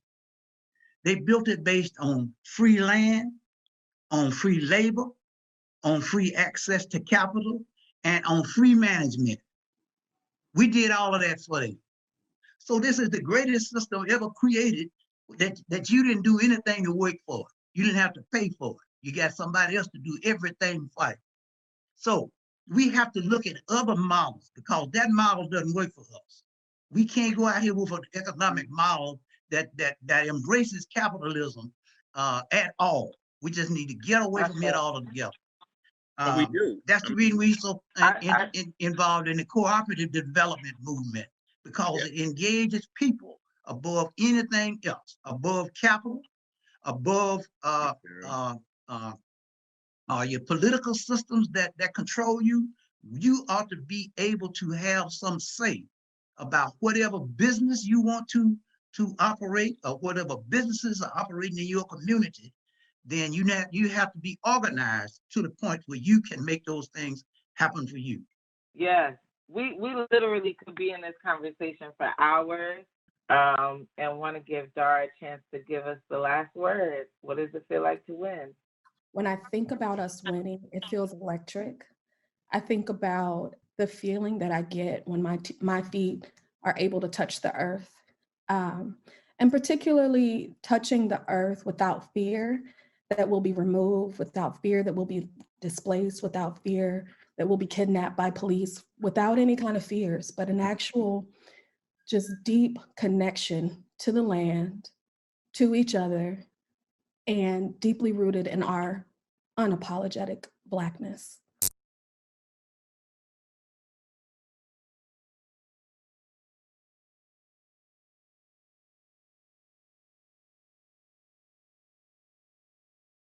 Whose land? Our land. Whose land? Our land. Whose land? Your voice will not be silenced. We will walk upon Trump tomorrow. We'll say enough. We'll take back this stolen land, one rock at a time. If it's starting with Mount Rushmore, and it's not going to end. It will never end as long as we have breath in our lungs, as long as we have blood in our bodies. We will keep marching. We will keep shouting. We will keep protesting. No, protecting. Because this is our land, and we're going to take it back, and there's nothing they can do about it. What do we want?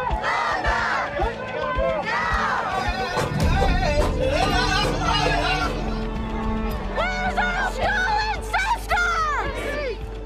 Where are our sisters? No peace! No peace! Land back! Trump, you're on stolen land! This is the territory of the Ocheti Shakoin. We are not leaving. This is our homeland. This is where we have ceremony. This is where we hunted and camped. Where we did courtship. We had marriages here. Our common enemy is white supremacy and systematic racism. We've seen what happened to our black brothers and sisters. We know that the movement for Black Lives and Black Lives Matter stands with us as Indigenous people as we collectively fight for our liberation, for the collective movement for our people. And our goal is not just to resist. Our goal is to radically transform this country so that it works for everybody. This is sacred land. This is Lakota land. This is my land. I can stand right here.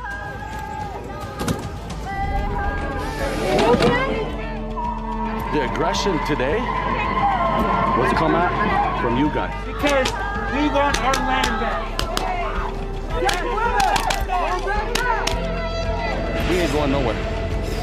This is our land. It's been our land for thousands of years. To the Benton County Sheriff's Department, to the Highway Patrol, this is a warning to each and every one of you. You are unlawfully on our land without the consent of our tribal leaders in violation of our treaties. You have an opportunity now that we're giving you to stand down and vacate our land. Whose land? Our land! Whose land? Our land! This is the land of the Osheti Shakoi. And we're prepared to stand our ground. Today has been a proud day to be Lakota. Today has been a proud day to be indigenous. We shut down Mount Rushmore for 3 hours. And we did it in a good way. We felt that power from our ancestors. So Wopila Tonka Achichi Apolo to each and every one of you. To our people, to our Black Hill. Listen, I'm not gonna lie. Living in Miami, I feel as vulnerable to climate catastrophe as I do to police violence. Scientists are predicting that this year, 2020, the hurricane season is gonna break records. In Miami, the water is rising, the rent is rising, unemployment is rising. Next, Ayanna Johnson and Colette Battle, two of my comrades, two climate researchers and advocates, are gonna remind us why we cannot separate climate from race. So, Colette, I've had the pleasure of chatting with you a bunch of times, but not everyone knows you yet. Will you introduce yourself? I'm Colette Pichon Battle. I'm the Executive Director of the Gulf Coast Center for Law and Policy. I'm here in South Louisiana, and we work with communities of color on the front lines of climate change here in the Gulf South, Texas, Louisiana, Mississippi, Alabama, and Florida. And I remember meeting you in DC at a meeting, and all I remember is you, I remember seeing a Black woman and ocean. That's all I remember. Can you introduce yourself?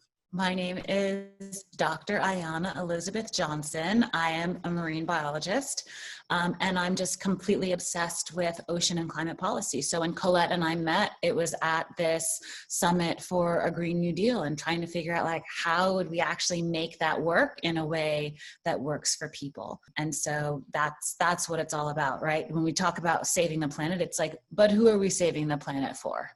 Right. Because I want to save it for the people that I love and the places I love and the creatures that I love. What is it that we don't know about our oceans? Like, why are they such an important part of who we are on this planet? I think what people don't understand about the ocean is the enormous role that it plays in our climate system. When we think about carbon dioxide, when we think about heat, the ocean has actually absorbed 93% of the heat that we've trapped with greenhouse gases. It's absorbed a third of the carbon dioxide that we've emitted by burning fossil fuels. So the ocean is really trying to do us a solid. It's like buffering us from the worst that we throw at it, but it can't really take anymore. And on the flip side, it's also a hero. It's trying to feed us. It's trying to protect us from storms with coastal ecosystems. As you well know, down in Louisiana, it's trying to offer us sources of renewable energy. And so we need to just remember that the ocean is there to help. Have you come across other Black folks doing climate work, or what's been your experience? I know you've got this great podcast and you get to talk to a lot of folks. Who are you seeing out there?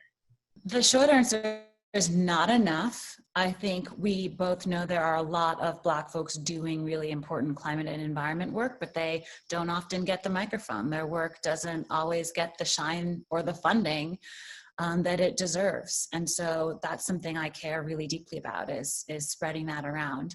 The next step is changing the rules of the game. This is a policy play right now. I know you are on to the policy game. So maybe you could share with folks, like, what are you working on now? What's next? My dream has come true, because with the Movement for Black Lives, working with the policy table, we are now pushing a Red, Black, and Green New Deal. So a national climate policy, a national climate agenda for that Black people are putting themselves into. I couldn't be more excited about it, because this is about Black lives and how many people died in Katrina And this is our fight. This is about us. So I couldn't be more happy to be engaging more Black folks into this conversation. In the same way that you've been working on this red, black, and green New Deal, I've been thinking about the blue New Deal, because the Green New Deal basically left out the ocean. Yeah. And so maybe we could have like a red, black, and green and blue New Deal. It's like too many colors, but my focus is on coastal communities in these places where sea level is rising and floods are coming down and we're experiencing heat waves, and we know who's most at risk. It's the people who are always the most at risk. Right. People who are already breathing the dirty air and having the dirty water. So I think this is really exciting because it's a moment where the movement for Black lives and the climate movement actually have an opportunity to come together. The alignment is clear, right? That divest invest framework that M4BL is getting known for right now around defund the police. I mean, it is the same framework that we need to deal with these fossil fuels, these dirty fuels, this dirty energy. Exactly. We've got billions of American dollars going into funding and supporting corporations that are actually killing the planet. What we need to do is divest those dollars from those corporations, from these militarized actions, and put it into community, put it into the things we need. It's time to invest in Black communities, invest in our future, and invest in climate solutions from a Black vision. So I want to introduce a national civil rights leader, Reverend Lennox Yearwood. I am originally from Louisiana. All right now, I like that. When Katrina hit New Orleans, 1,833 people lost their lives. Now, if you can go to a place that if they were hit by a Category 1 storm, it would have more disastrous effects. I said, well, where is that place? I'll be there. They said the Hampton Roads, Norfolk area. Norfolk is particularly prone to flooding because of its location, flanked by the Atlantic Ocean, the Chesapeake Bay, and the James River. That's my beach right there, and the 2 lakes on the side and my pool in the back. The main ways out of the area in an emergency funnel to a set of just a few tunnels and bridges. There's probably not another locality that's facing the challenges and the threats around water.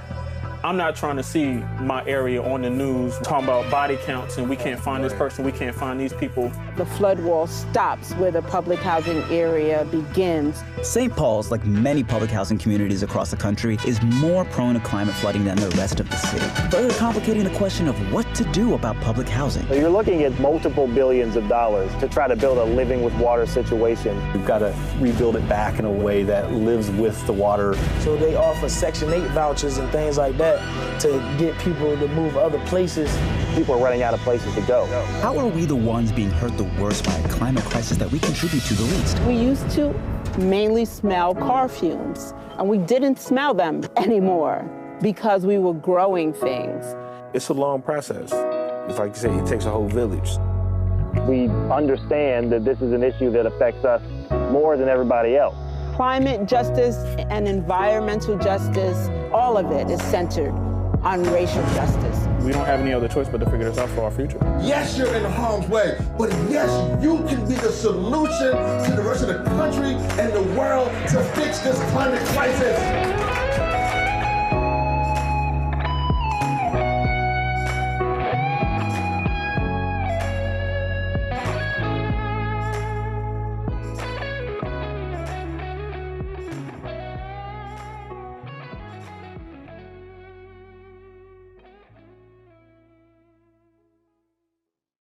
I'm doing well. How are you doing?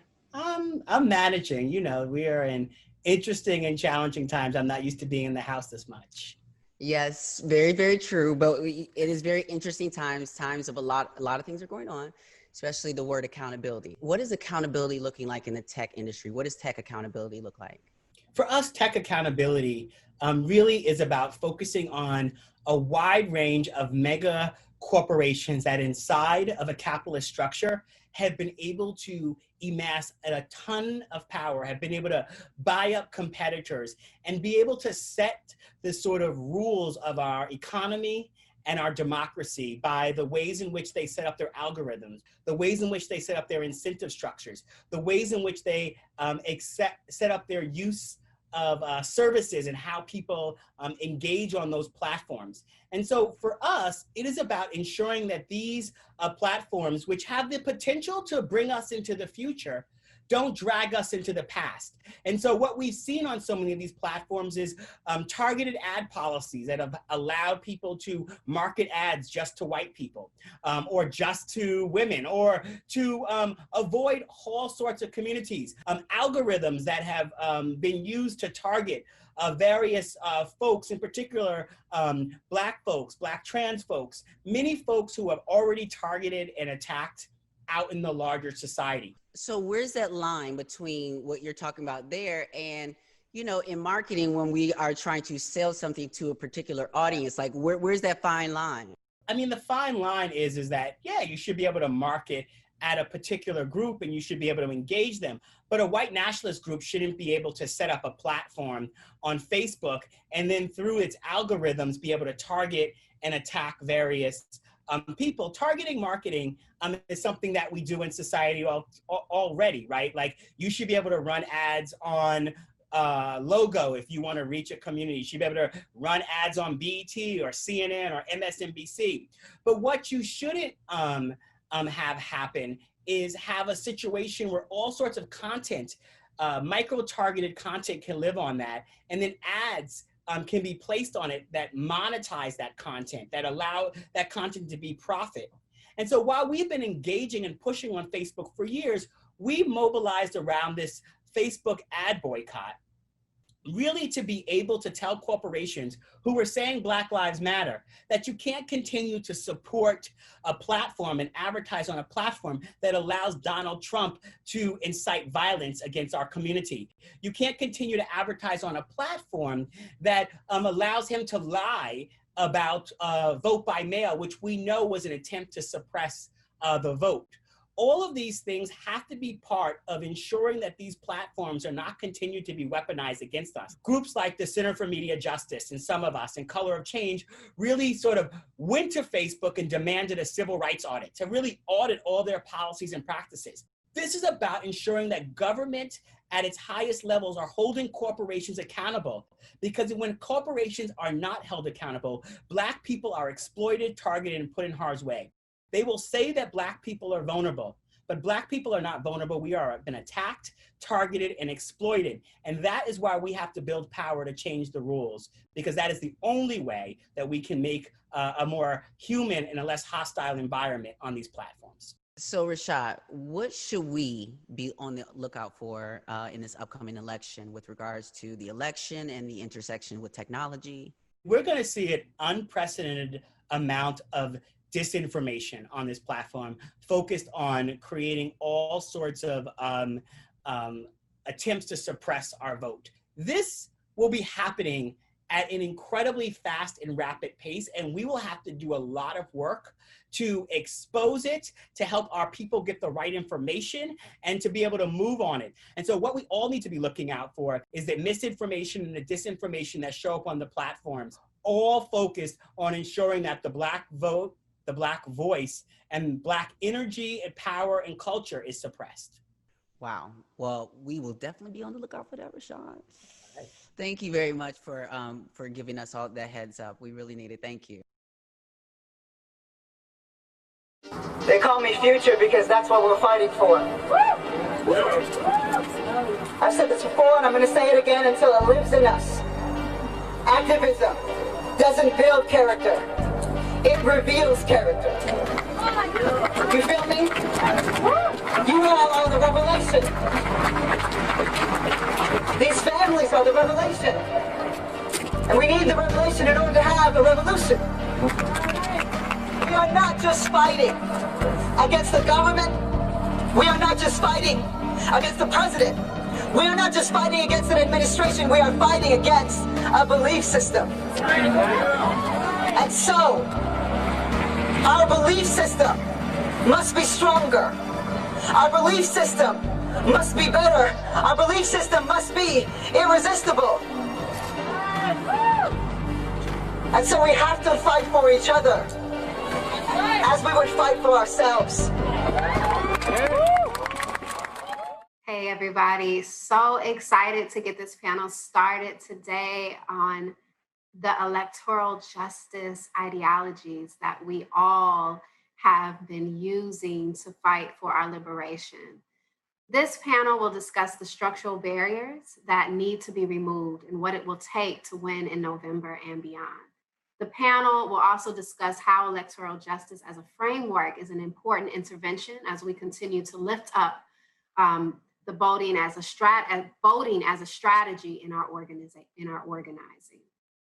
So my first question to this amazing panel is, how do you see elections and the ballot as a source of achieving justice?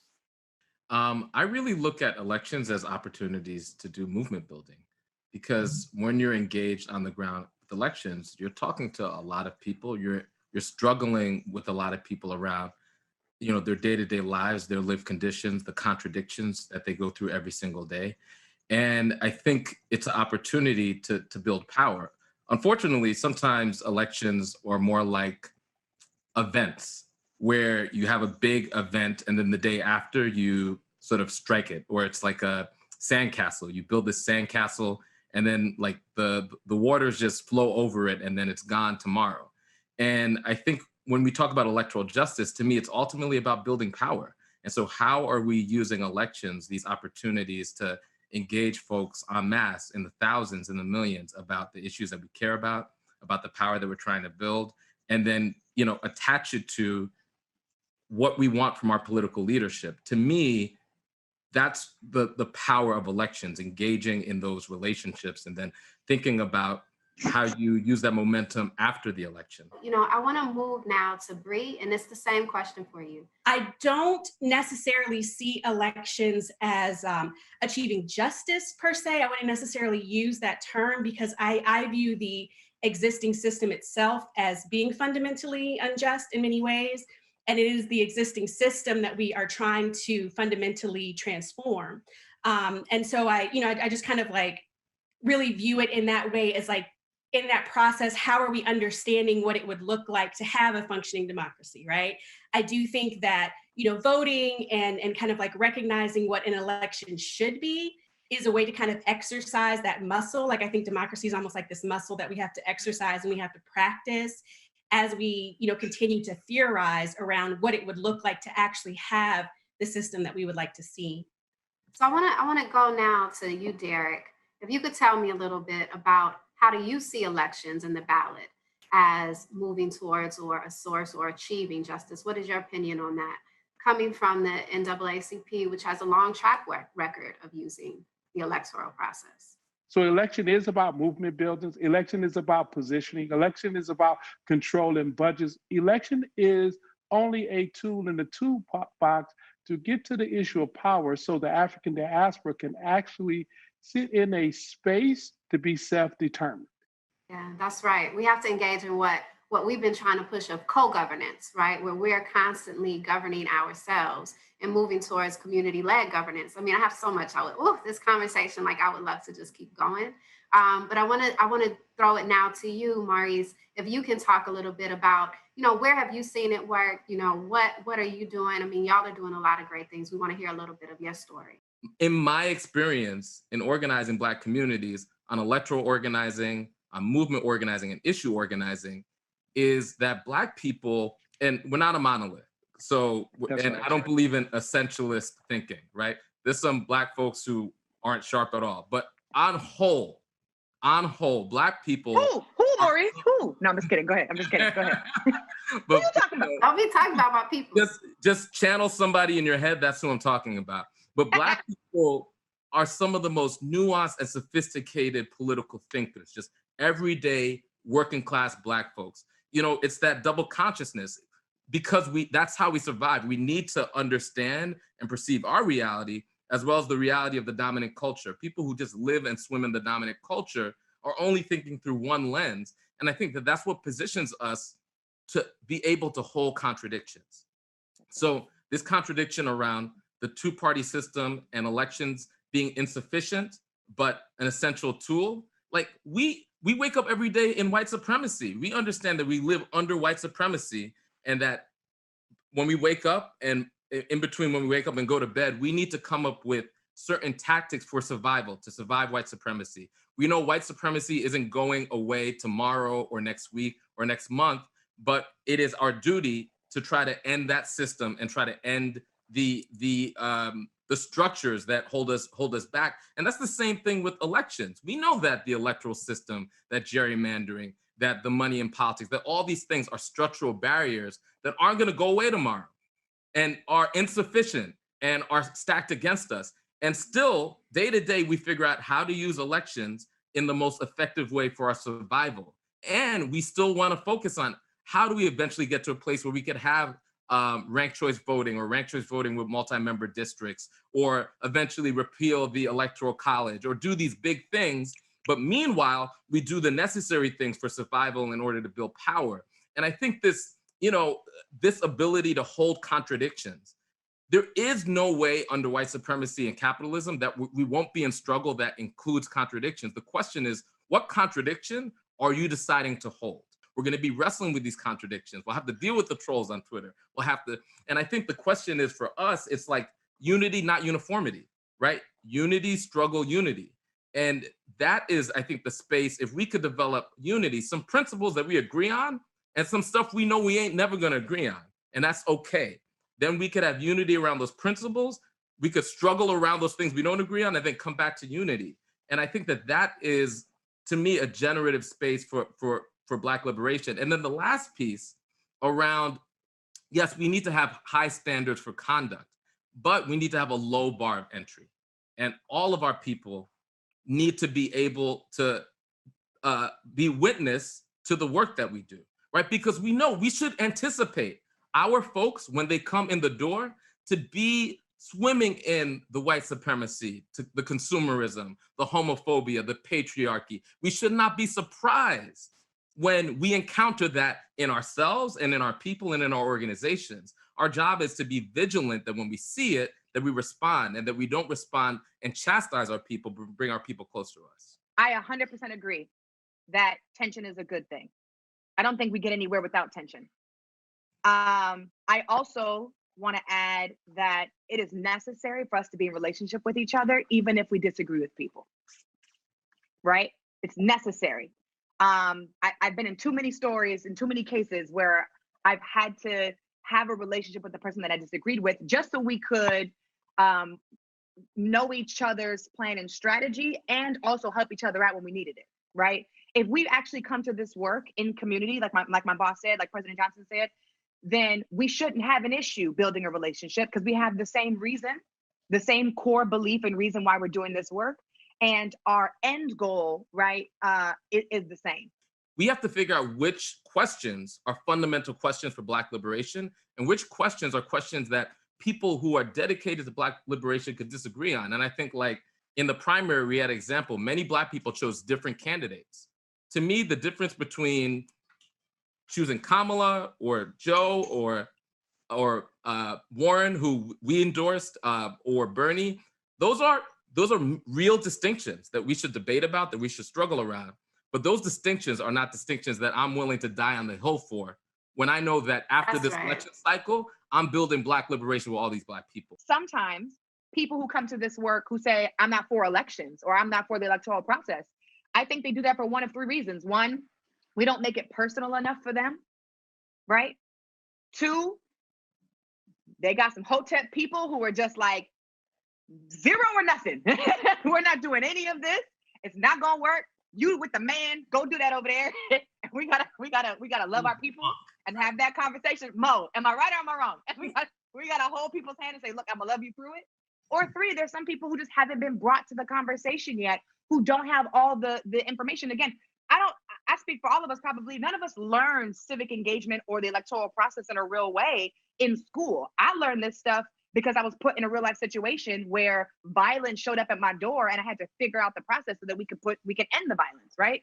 And so some of those people just need to be brought along in the conversation. It's so vital. We have to have autonomous democratic organization in our communities that exists outside of the existing structures, right? That we have been trying to integrate effectively for like the past century or so or more, right? And that's important to recognize. When we're talking about like the electoral system, we're talking about a system that when it was first created, the way that they determined how representation was going to be in government was around defining enslaved people as 3/5 a person. Okay, so we are integrating. We're trying to transform a system that was in a government that was fundamentally organized around our enslavement, right? So we're already alienated in many ways from that. But even beyond that, even when we, elect someone who we can consider a comrade or someone who, has gone into the office promising to, put forward our agenda. Again, the reality is that the system that they come up against is so highly organized that if we are not organized on our end to both support them and to continue pushing, it will be very difficult for that person to do anything with the leverage that they have in that seat. But the important thing is, how do we find alignment to move things forward? So I just really appreciated this panel. And the last thing I want to say is that we consistently have to spread the message around communities leading governance, around shifting the tide from community being governed to community actually doing the governing. And so we want to see more of people like the comrades that we know who have been out here organizing in the streets, getting into office, to be our delegates who literally come back to community and say, how should I vote? How should I move? How should I decide? And so, that's the tide. That's where we want to see this go. That's part of why we created the space for the Black National Convention. And I just love y'all. I appreciate y'all.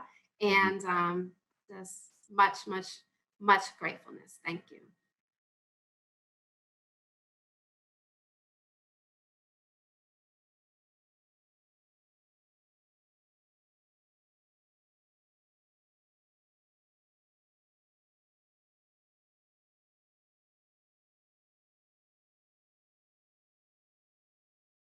I've spent my entire life in Los Angeles. By the time I was 18 years old, I knew that I wanted to do some sort of community organizing work. I didn't know what it was going to be.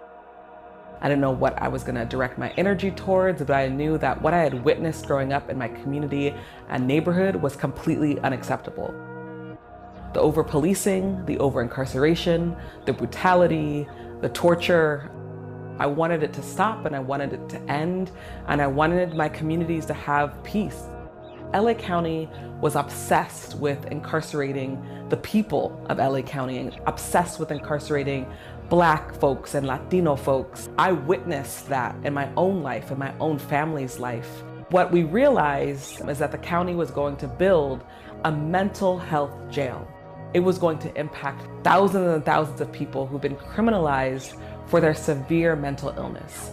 We also understood that we needed a ballot measure. We needed the people of Los Angeles to come together and vote against incarceration and vote for accountability and vote against the Sheriff's Department's continued abuse of its community members. We decided to build out a ballot measure and call it Reform LA Jails. We gathered 175,000 signatures. We won that ballot measure and we won 72% of the vote. 1.3 million Angelenos showed up to vote yes on Measure R. It was a community measure. It was the measure of the people. And we have seen how powerful and impactful it is when Black women survivors show up and fight for ourselves. Hello, I'm Witch Prophet, and I'm going to perform a song called Musa off of my album called DNA Activation, produced by my lovely wife over here, Sun Sun. Here we go.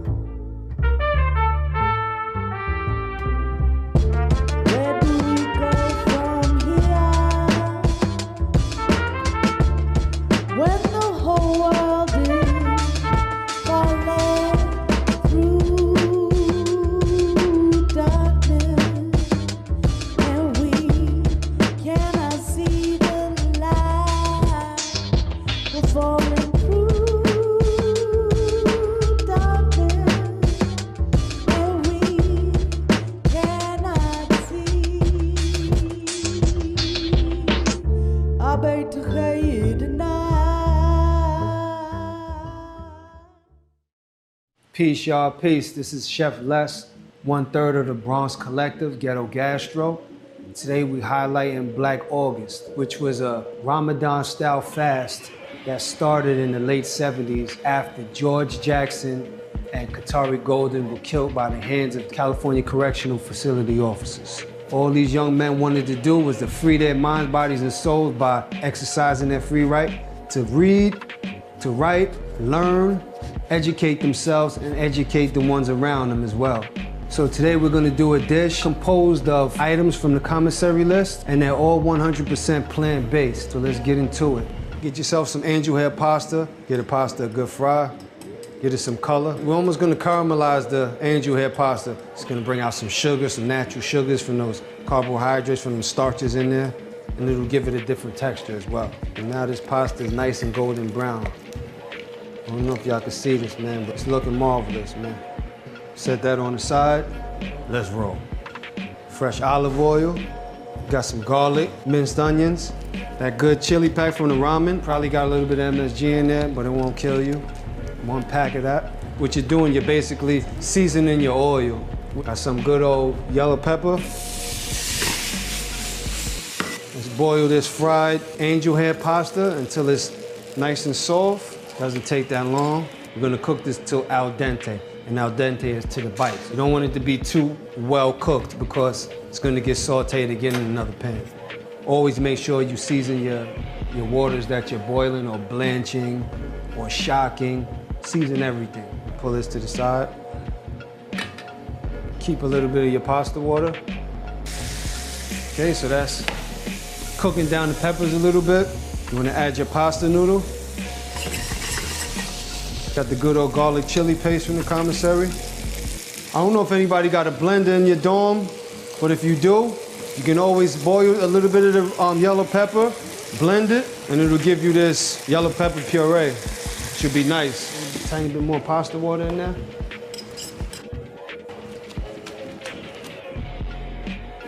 There you have it, that chili garlic pasta. Finish it with some garlic chips for that texture. Finish it with a little bit more of that sodium. There you have it. So I hope you enjoyed this demonstration of this dish as much as I enjoyed whipping it up for y'all. Remember, they could keep your body locked down, but they can't keep your mind locked down, man. Stay safe, meditate, and perpetuate the things that you've learned, man. Because the world gonna keep turning, man. And these pots and pans, they gonna keep burning. Gang.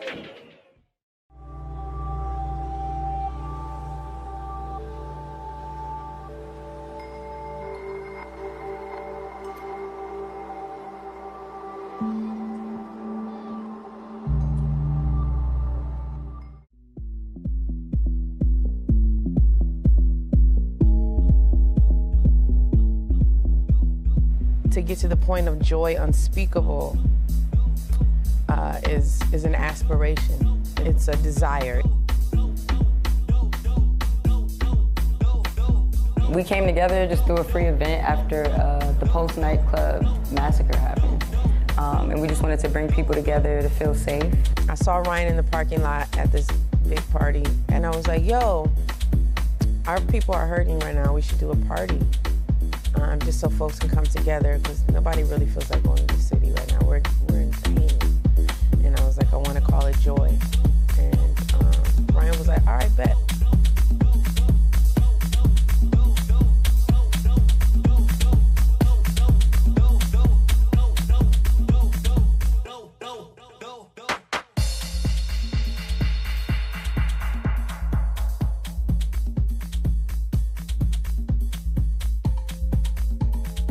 And we were like, wow, this was amazing. And it was beautiful, and it was perfect. And it was just the way that everything came together was just phenomenal, and it blew our minds. Brooklyn Boyhood is almost 10 years old, and we've just been doing this for a really long time. And to be able to do it with Ree, who just teaches us so much all the time, it's just a really special thing. I really love my people. You know, I feel like there have been a lot of times in life where I didn't feel, you know, good about myself, and affirmed enough in my life, and when I get to have those moments, they really came through for me when I found community, a community of people that I really feel deeply connected to. So it just inspires me to want other people to have that access. I can't even believe this little conversation in the parking lot became this movement, this thing that people need and people want and people look forward to. Voter suppression is real. The last time I went to go vote, I had to open the polls myself. Yeah. They didn't even know how to log into the system. Now, I'm glad to do my part, but that should have never have happened. Gerrymandering, which means changing electoral districts to favor certain parties, voter roll purges are routine acts of suppression that we all know are happening in Black communities everywhere, every day. Black Voters Matter is one organization from right here in Atlanta doing the work to make sure every effort they encounter to shut us up is met with people ready to shut it down.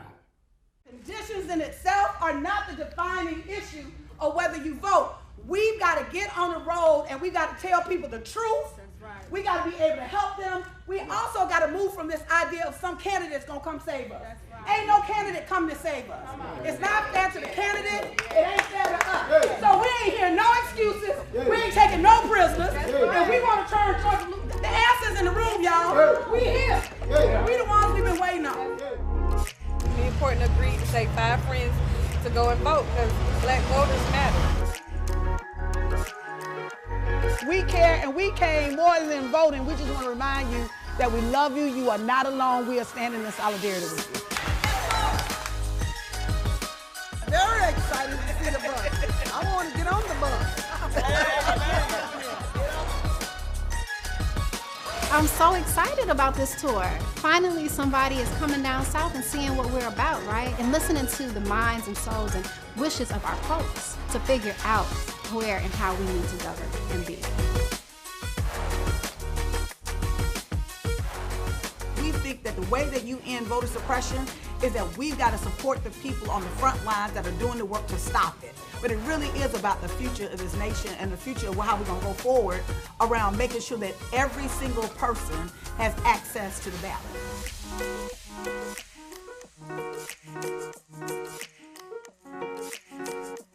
All right.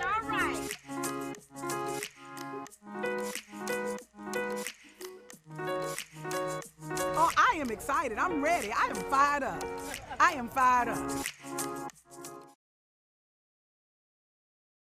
Hi friends, my name is Mary Hooks and I'm with Southerners on New Ground.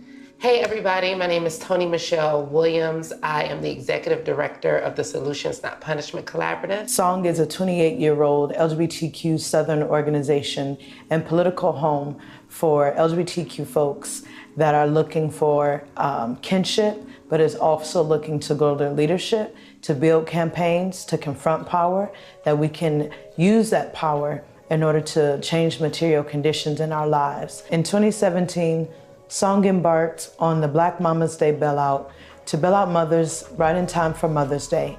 It was an ancestral mandate, and it was also a tactic to highlight the crisis of what was happening to Black women, queer and trans people who were languishing in cages because they were too poor to pay their bail. What we wanted to do was offer a solution to the city of Atlanta. We wanted to ensure that folks who were experiencing homelessness, folks who were struggling with mental health issues and drug use had the support that they need. We knew that they did not deserve to be in a cage. So we offered a pre-arrest diversion initiative, which would again divert folks from jail and the criminal legal system and back into the services that they needed. To accept this free call, press 1. To refuse this free call, thank you for using Securus. You may start the conversation now. How you doing? Good. We're a part of a coalition. I'm Rukia Lumumba. I'm the Executive Director of the People's Advocacy Institute here in Jackson, Mississippi. And I'm one of the steering committee members and co-founders of the Mississippi Prison Reform Coalition, Parchment was around. It was a plantation right before Reconstruction. And immediately after Reconstruction, it became a prison. And I know that you know this information, but you know, it's time for it to go. No one should be sitting there. Do you mind sharing a little bit about your personal story around Parchment? It's inadequate when it comes to rehabilitation.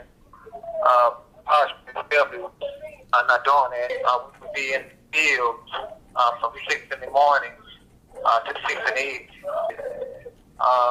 And the conditions, therefore, for doing it, we lived in inhumane conditions for no pay, free labor, you're getting nothing out of it. As far as the staff was highly untrained. You know, there's no mental state in her for us. There's no psychological evaluation done. You know, so we've heard, you know, we've gotten reports and requests for assistance from folks who have also experienced severe medical neglect inside of Parchment and other Mississippi Department of Correction facilities. The medical conditions are really horrible. If something happens, right? It takes a while for you to get medical treatment. It's like right now, pandemic. People are steady coming up positive. People coming up positive inside? Yeah. So y'all only got one mask for the past 6 months. A lot of masks have deteriorated. A lot of masks have came apart.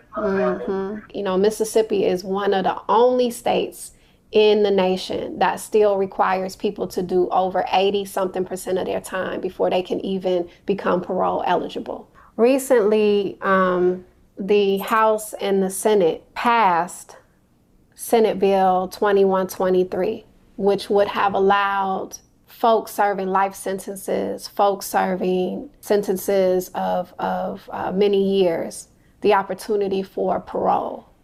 But the governor vetoed it. You know, would you have been one of the folks that would have benefited from House Bill 2123 passing? Yes, I would have been one of the guys who would have benefited from House Bill 2123. Everybody's talking about Black people right now. But let me tell you something, baby. Black immigrants are damn near erased from the conversations about immigration in our country. You know all the families that are locked up by ICE that you see on the news? Kept in family detention centers. Almost half of the family locked up right now are Haitian. 44% of the families in immigration detention right now are Haitian. My family's Haitian, Haiti. And this is insane. This is devastating. And here's the real tea. Every shitty thing that happens in the immigration system is even shittier for Black immigrants, no matter what country they come from. Black immigrants are nearly 3 times more likely to be detained and deported on an alleged criminal offense. Yep, we're just 7% of the non-citizen population in the US, but make up 20% of immigrants fighting deportation. Why? Because Black communities are over-policed and cops transfer immigrants to ICE. And there is no evidence that Black immigrants commit more crimes than any other immigrant population. Just so we're clear, no one should ever be locked up in a detention center. But until COVID hit, ICE was busy detaining more people than ever, and for longer. And you guessed it, the longest ICE incarcerations on record are all for Black immigrants. It's insane. Like the US automatically assumes that birth certificates and passports from African countries aren't legit. So they launch investigations, which keeps Black immigrants in detention for longer. And of course, African and Caribbean immigrants get put in solitary confinement way more than anybody else. 6 times more often. And if you're lucky enough to make bail, even our bonds are higher. Bonds paid by Raíces for Haitian immigrants were 54% higher than the average bond amount. And when it comes to Black immigrants seeking refuge, yep. Haitians are second on the asylum denials list with an 86% rejection rate. And not so long ago, asylum requests from Jamaicans were the most likely to be rejected. From beginning to end, Every single aspect in the immigration system is nasty, but it's especially nasty if you're Black. Just like the police is so rooted in systemic racism that it can't be saved, the same goes for ICE. We need a reset button. It's time to abolish ICE and defund the police.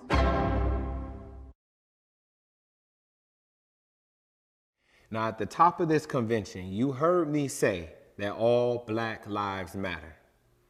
Now, let me tell you what I mean by that. I mean, truly, all Black lives matter. All of them. Not just the ones you know and see. I mean, every single one of us. Black people who are disabled, addicted, non-binary, immigrants, of size, incarcerated, disabled, femme, parents, transgender, progressive, young, old, loud, quiet, all of us. We all matter. The reality is that our liberation is interconnected. Now, earlier this month, me and Ola Osaze, a brilliant organizer of the Black LGBTQ plus Migrant Project, got to check in and unpack one of the greatest barriers to all of our freedoms, toxic Western masculinity. Ola, how are you? I'm doing well. You know, it's so great to be able to, share this space and have this discussion with you. I've been looking forward to this conversation really because it's necessary, it's important. Yeah, this is, this question or this conversation around, masculinity in particular, especially for Black folks. I can't think of a more important question for us to be having right now, just given what we're seeing as far as, police violence and murders of Black folks. Our lives as Black queer people, as Black trans people are still being questioned, I was just trying to, dream of a Black masculinity that affirmed all life. As far as what dominant culture tells us is masculinity is defined by, rejection of femininity. It's defined by dominance. It's defined by subjugation of women, of trans folks, of feminine people. And this is not ours. It's not ours. It's not ours, As Black people, as Afro-descendant people, we have such a diverse and old sexuality and gender identities. And colonization brought this, toxic masculinity that, fuels this epidemic of violence against Black trans women in particular that we're seeing. What you're bringing up for me is, and we talk about this, I personally express this often, is that white masculinity, Western European masculinity is cowardly. And it's a weird subversion, right? Because the masculinity that they sell, the representation of it is one that is fearless, that is brave, that is solitary, that can go and conquer, exploit, and be on conquest and dominate at every time. But their masculinity is cowardly. It's really afraid of anything that looks different. It's afraid of being doubted. It's afraid of being questioned. It's afraid of conflict. And so everything that it does is try to erase an other, erase something that doesn't look like it, because what it does is it shines a light on how feeble it actually is, right? Yeah. And it doesn't want to include other conversations. How much am I embodying this white supremacist idea of masculinity? How much am I bringing this into my relationships, into my interactions with people, into the kind of community I build around myself? Am I in community with folks who are queer and trans identified? If not, what is that barrier? What is preventing me from doing that? Because we need to be more in community with each other. We need to get more intimate with the complexities and the context of each other's lives and experiences, because Blackness is diverse. If I had one thing that I wanted to say to any male identified cisgender, meaning you present as one way, heterosexual male watching this, watching Phil, watching Ola, is if you really want to be about that work, you're the most radical revolutionary cat in the world. This is a part of it, and you can't separate it.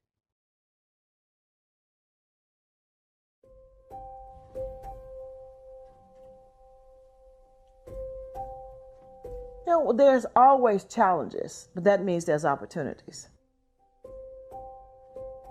There's always walls. That means we're either going to paint them or take them down. I'm Cindy Ayers, and I'm the owner of Footprint Farms, a full 68-acre vegetable and animal livestock farm. Before 2010, I was actually an investment banker in New York, traveling the country, actually the world, and dealing with finance. Since 2010, I've been farming. Since 2005, I've been back into my home state of Mississippi. I had no idea it would be a full-fledged farm. Right now it is, right here in the great city of Jackson. Here at Footprint, we do a lot of partnering. We do a lot with other organizations coming in to make ourselves and the community stronger by blending together. We have several great partnerships, Rosemont Church being one. We're proud to say Jackson Public Schools, we were able to work with them during this crisis of delivering food, not just to the schools, but to the families of our scholars. We're teaching the community and others how to grow their own food and to use the food in the community to help advance our efforts in not having enough fresh vegetables in our communities. I'm so proud of the food movement and the movement work that's happening throughout this country, and especially in this state, looking at making a difference, because it's about health, it's about wealth. Those two go hand in hand. You know, being born in America, a Black female in Mississippi, and loving your state and understanding your history puts up a lot of barriers. I look at this as my duty, as my mission to make a difference in this time, in this space, with this work. This is a great world. We need to keep it safe. We need to keep it healthy, and we need to do more to make a difference in everyday life.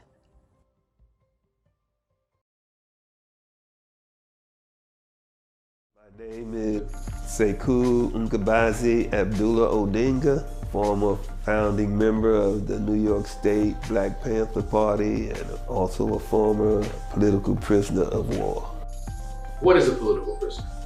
A political prisoner basically is someone who has been incarcerated by a government for their political beliefs, or someone who supports the war I'm talking about is the war of national liberation, specifically of people of African descent.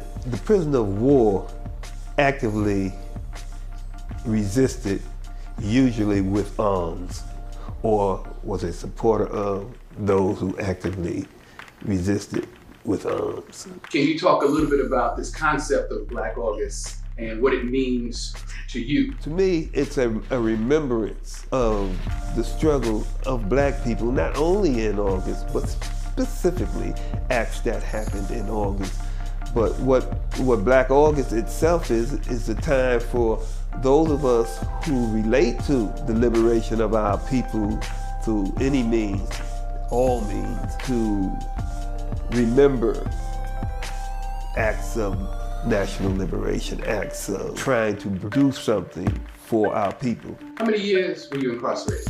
33. 33.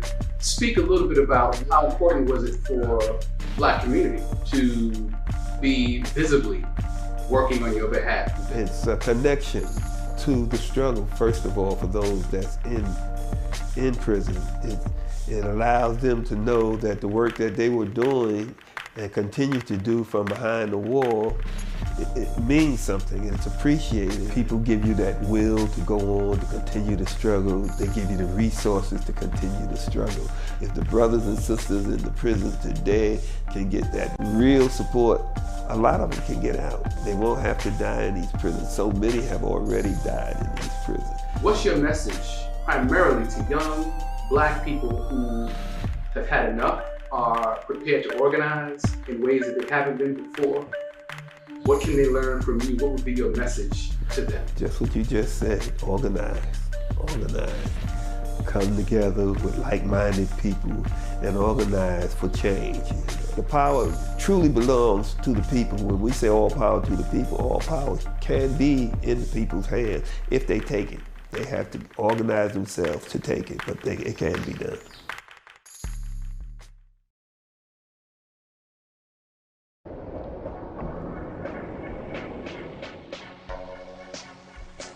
Project Greenlight is a mass surveillance program in Detroit. My name is Tawana Petty, and I am a lifelong Detroiter. I am a mother, I'm an organizer, and I direct the Data Justice Program for Detroit Community Technology Project. We are being monitored by 3 real-time crime surveillance programs, monitored 24/7 by Detroit police, including the use of facial recognition technology. We've talked to senior citizens, we've talked to young people, and when we asked them a time when they felt safe, none of them referenced law enforcement or surveillance. The narrative that's being pushed by law enforcement and city government is what's preventing us from having our imagination. If you've taken a state ID in the state of Michigan since 1999, your ID is in a facial recognition database. And there are no regulations in place to control how they're using these technologies. We already have 2 misidentification cases, Robert Williams and Michael Oliver.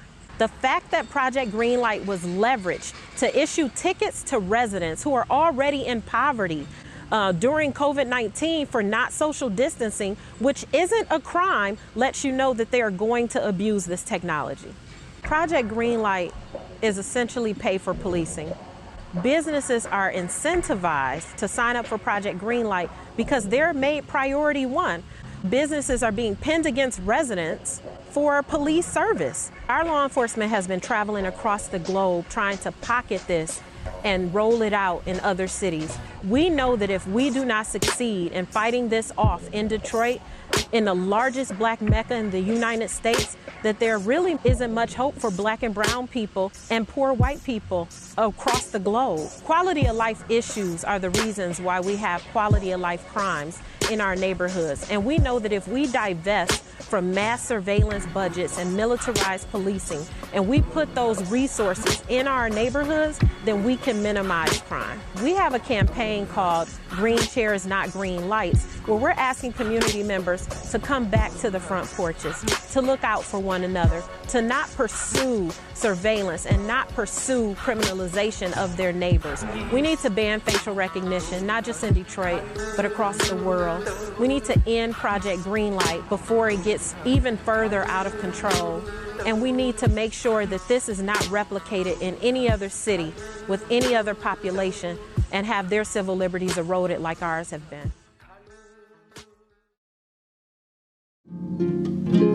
You are a storm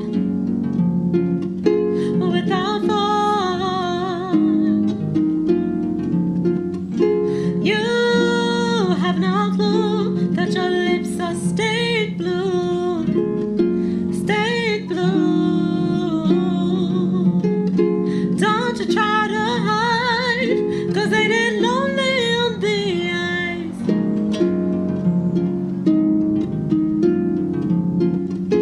Don't you suffocate, though your body's stuck in place.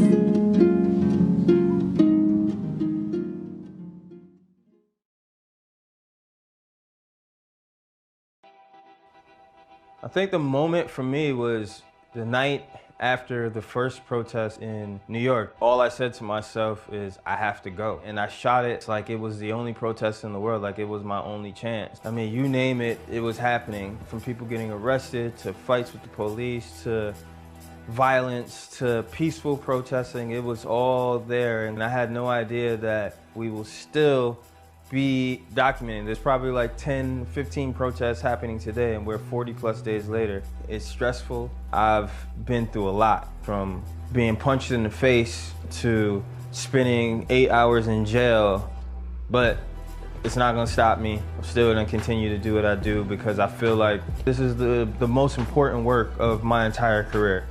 You know, I cannot stop going outside. I can't stop risking my life. I can't stop making sure that these marches and these protests and these anti-protests, I can't stop making sure they're documented. I go out and I see a lot more photographers, and I see a hell of a lot more Black photographers. And that, to me, means a lot.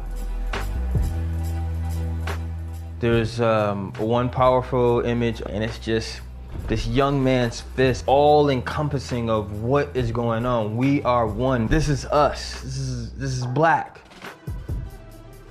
I feel like photographing children that have been a part of the movement is very important. What we're doing is for them. It's for us, but it's for them. They are literally the future. And for me, I have a child. I have a 2-year-old. I took him down to Richmond with me, and it was risky. But it comes to a point where you just can't be scared of these people. You cannot back down from racism. You can't back down from white supremacy. You have to keep fighting. You have to keep doing what you want to do in the name of freedom, in the name of equality, in the name of respect. These pictures are so beautiful, Mel. Thank you for letting us set the stage for this convention with your work. And for giving me excuse for an outfit change. The images we see so often decide how we understand people and the world. As a Black trans woman, I get questions all day, every day that let me know you don't see us enough. You don't hear us when we speak, and a lot of you only care about saying our names after we die.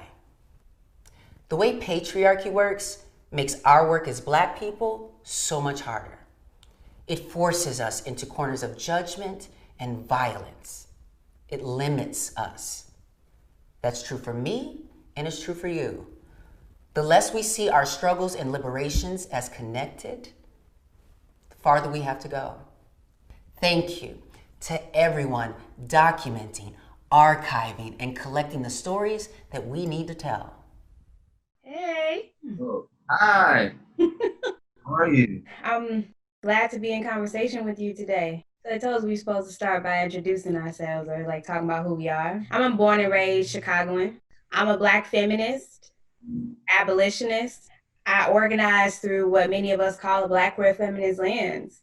And over the past 15 years or so, a little bit over 15 years, I've been involved in movement building across this country, connecting with people across the world. The stuff that I care most about is engaging people in conversations and visioning and like imagination that stretches beyond what this place, this world tells us is possible. I became aware of your work while I was incarcerated. Every time you would be on like PBS, I would be like, I just became like kind of like your fan because, so I guess to give context, I didn't know a lot of radical Black feminists, and you were the first person who I'd seen talk about abolition on TV. And I was like, oh, like, this is a thing. Like this, people talk about this. Charlene knows about this. This is real. So anyway, I say all that to say, one, to just express my fanship, but also to say, how did you first start thinking about these things? How did you first start connecting feminism to abolition and to your work? I really started to develop my identity and my politics and my values as a Black feminist when I was like in my early 20s.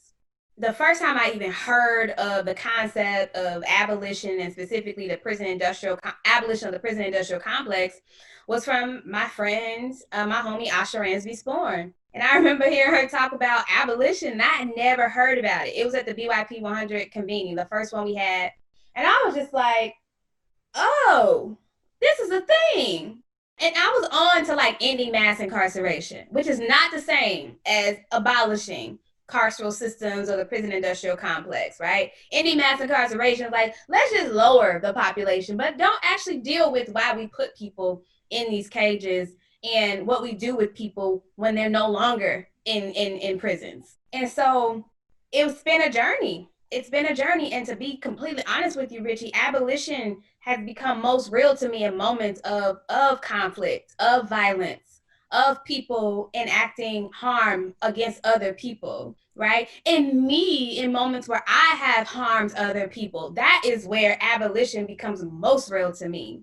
What about you? I first and foremost identify as somebody who's formerly incarcerated.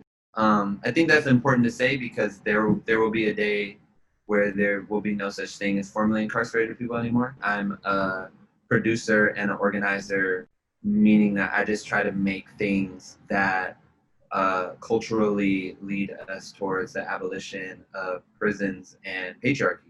I visited some prisons. I'm not formally incarcerated. I don't know that experience. I don't know the experience that you have. And I always like think of like prisons as sites of patriarchal violence in so many ways, and like how they reproduce ways that we shouldn't be treating people. It's all based in the patriarchal idea of domination as power.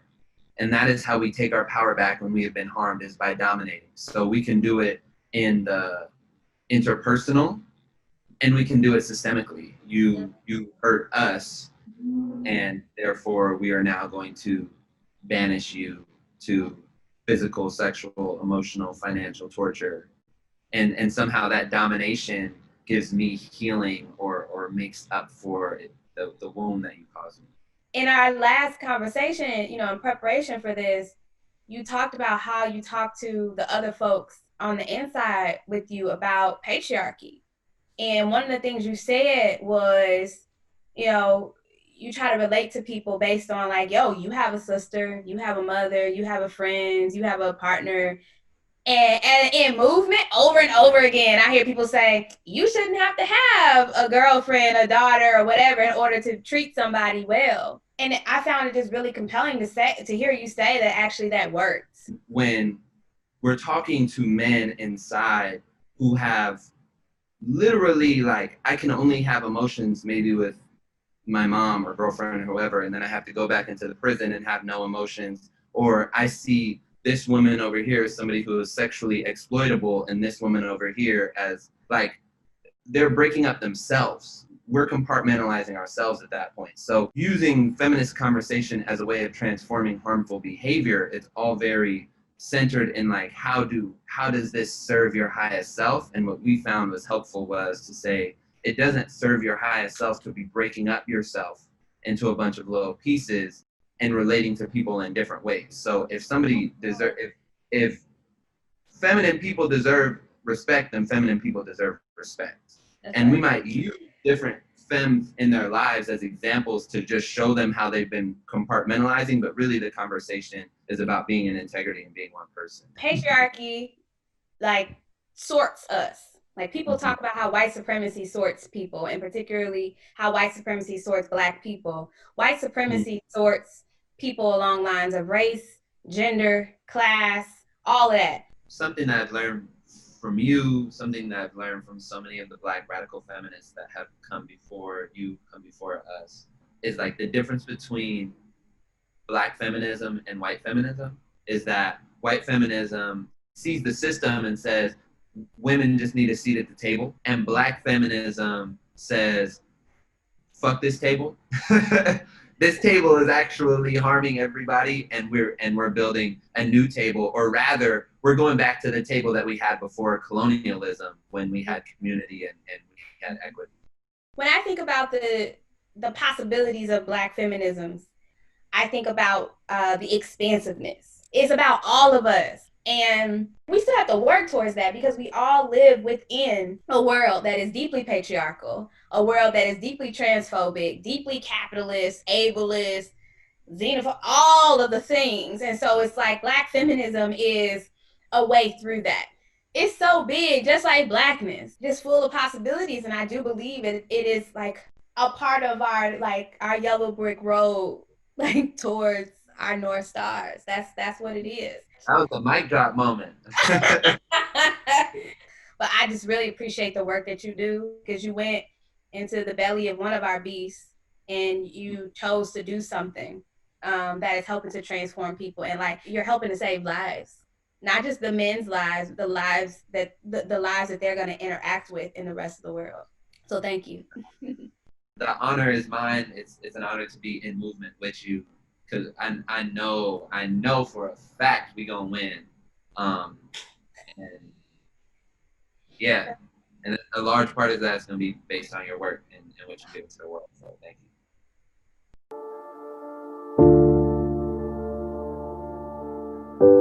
Chomber era un cangrejero negro quien en sus años primarios preguntó a su maestra: profesora, dígame algo sobre la historia de los negros en Puerto Rico.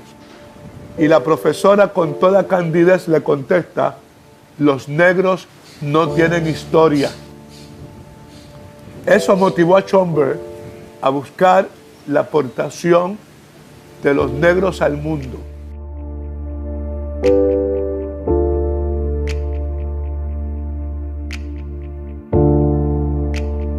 Comienzan a salir en estos años muchos datos importantes sobre aportaciones que habían hecho muchos negros en Puerto Rico y que la historia los había escondido.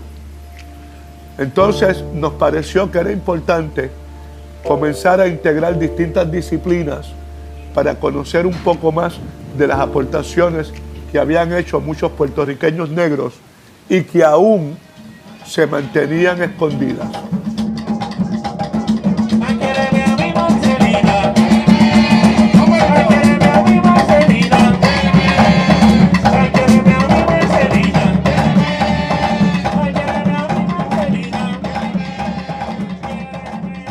Por la cuestión esta que está pasando ahora de este racismo extraño que está como que bien rampante y de los 2 o 3 zánganos que por ahí como que se vayan a ofender porque diga negra, porque aquí en Puerto Rico tú le dices negra a alguien y no es malo, pero que allá el tú decirle negra a alguien a veces es como ofensivo.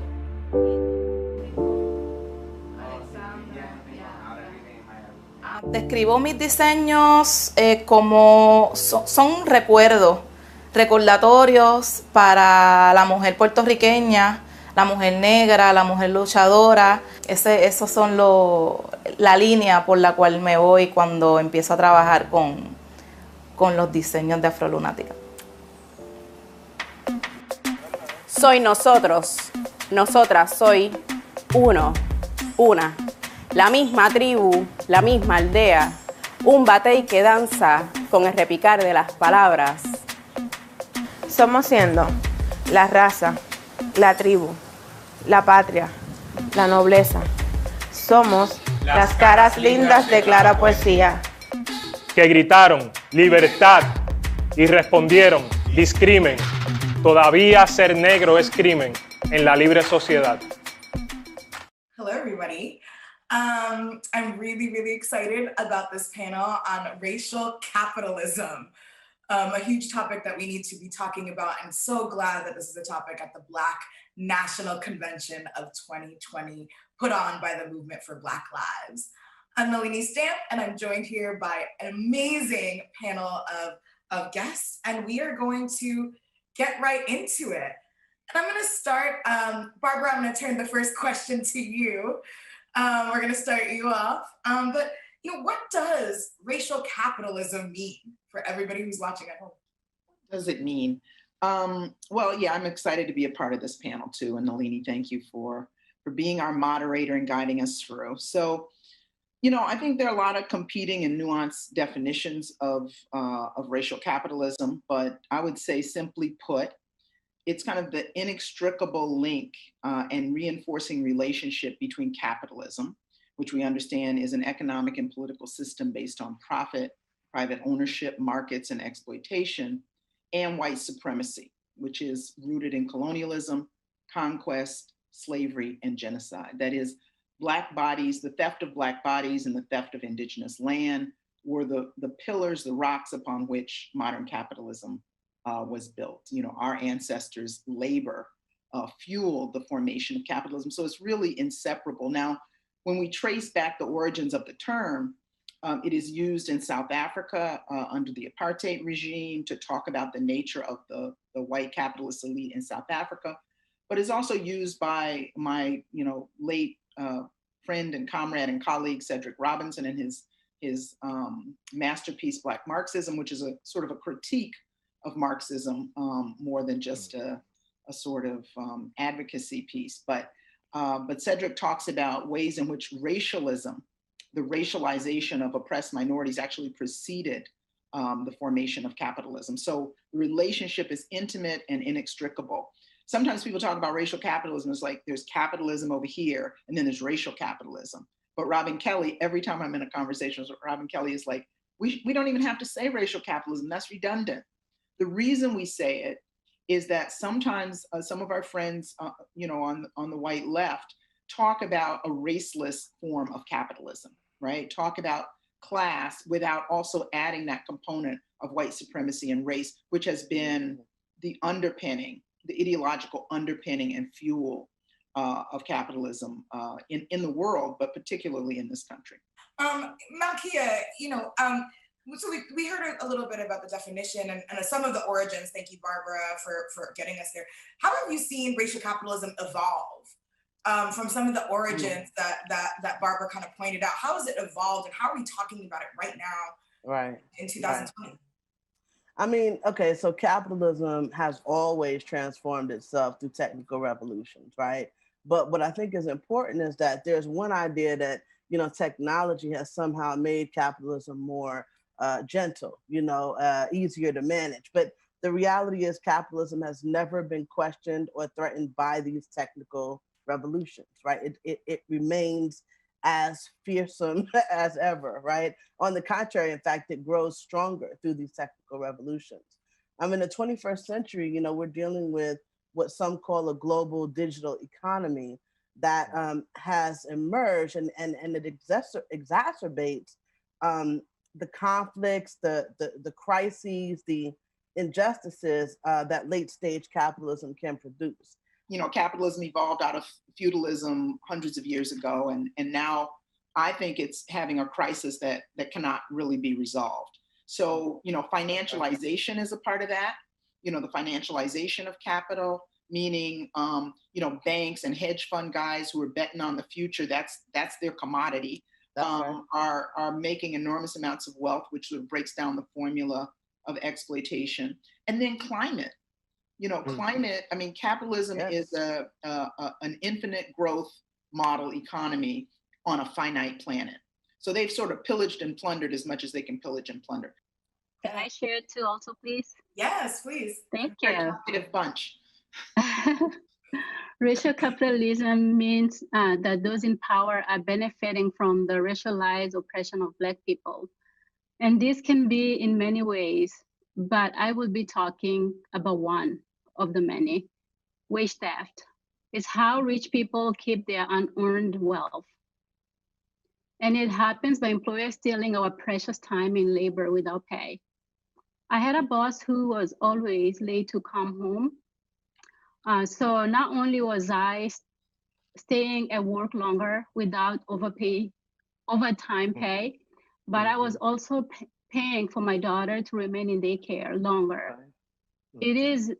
It's like they were robbing me twice. Wage theft is also a big issue for many low-wage workers, most of whom are Black. It's estimated that at least $15 billion are stolen wages every year, and most of these employers are now criminalized. But if you steal a bag of chips as a Black person, you go to jail right away, or you can even lose your life. That's right. Real talk. Thank you. Thank you. Thank you. And an example of, and this is a question also that you can answer, just like, how have people been organizing around it, right?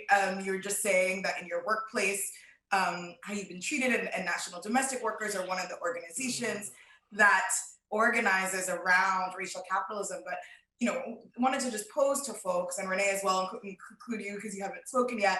But yeah, how are people organizing around it right now? I would say that, so many people are organizing against racial capitalism. And I would say it primarily happens in two ways. There are those that know that they're fighting capitalism, and there are those who are trying to make capitalism or reform capitalism and make it a nicer, friendlier version of what it currently is. For those of us who are committed to Black liberation, I think that we have to be honest about the fact that capitalism will never work for Black folks, period. That's right. That should be pretty apparent. And so if that is the case, we have to take an anti-capitalist lens to our work, to our organizing work.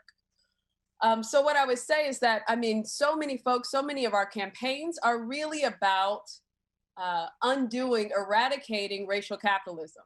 The Cancel Rent campaign, the Fight for 15 campaign, all the work that the National Domestic Workers have been doing, all of the folks who are organizing around Black labor rights, but also, folks who are doing a lot of the resist work. Obviously, the carceral state is very much about the exploitation of Black bodies, right? And one of the things that I think is really important for us to point out as we continue to do this work is to be more explicit about the connections between police violence and state-sanctioned violence and the state-sanctioned economic violence that we all experience every day as Black people in this country. Yes. And they have always been linked and intertwined. We know that the beginning of the police is wrapped up in the slave patrols and in trying to squash the labor rights movements in the North. And it has just evolved. And so trying to, again, make those connections between state-sanctioned economic violence and police violence, I think, is really important at this moment. And so when we think about things like abolition or getting rid of the police state, that is fundamentally a question about how do we not only get rid of the police, but how do we redo the economy in ways that actually support a better way and actual safety for our people. So with that, what is in our way and who are our opponents? We need to understand that this two-party system, ever since, at least since I've been aware of politics, right, has been at the heart of maintaining this economic system. It's not a Republican story. And if we think it's just a Republican story, then you've fallen for the okie doke, right? Mm-hmm. So it is a Republican and a Democratic story. One, both beholden to Wall Street, both beholden to Silicon Valley, both beholden to a certain kind of capitalist industry, oligarchs who want to control power. So we need to understand that when we're working within these political parties, that we have to really, really work hard. And that is not fall for the tinkering around the edges, because precisely, and here I'm echoing Barbara, they've been tinkering around the edges while they've been locking us up, throwing us in, we can go down the list. We're falling deeper into poverty, blah, blah, blah, blah, blah.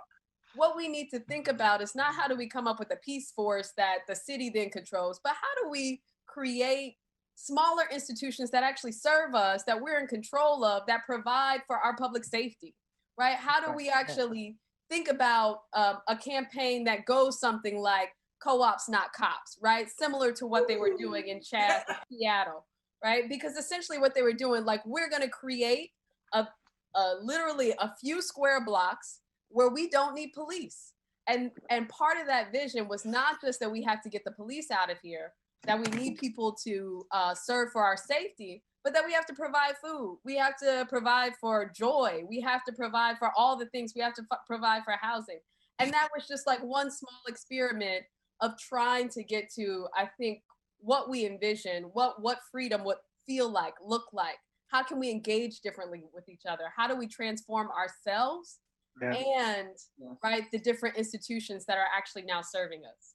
Barbara, and then I'm going to end us with a nice little note, and then we're done. Barbara. Well, so much clarity and brilliance already. I would say study, struggle, and serve. Study for clarity, struggle to move the needle, and serve to deepen our own humanity so that we're ready for a post-capitalist world. Yes. Well, there we go. And of course, if it is me, I'm going to end this in a little one line of a song, because it wouldn't be an Alini panel if we didn't. But we gotta go down to the rich man's house. So we went down to the rich man's house, and I took back what he stole from me. Took it back.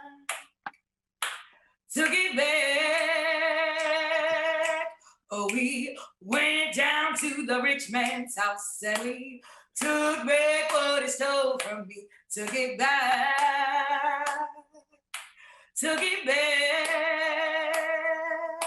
Well, it's under my feet, under my feet.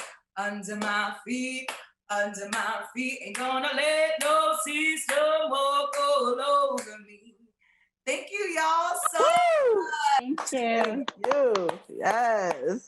All right. Y'all. I love it. This was great. That was dope.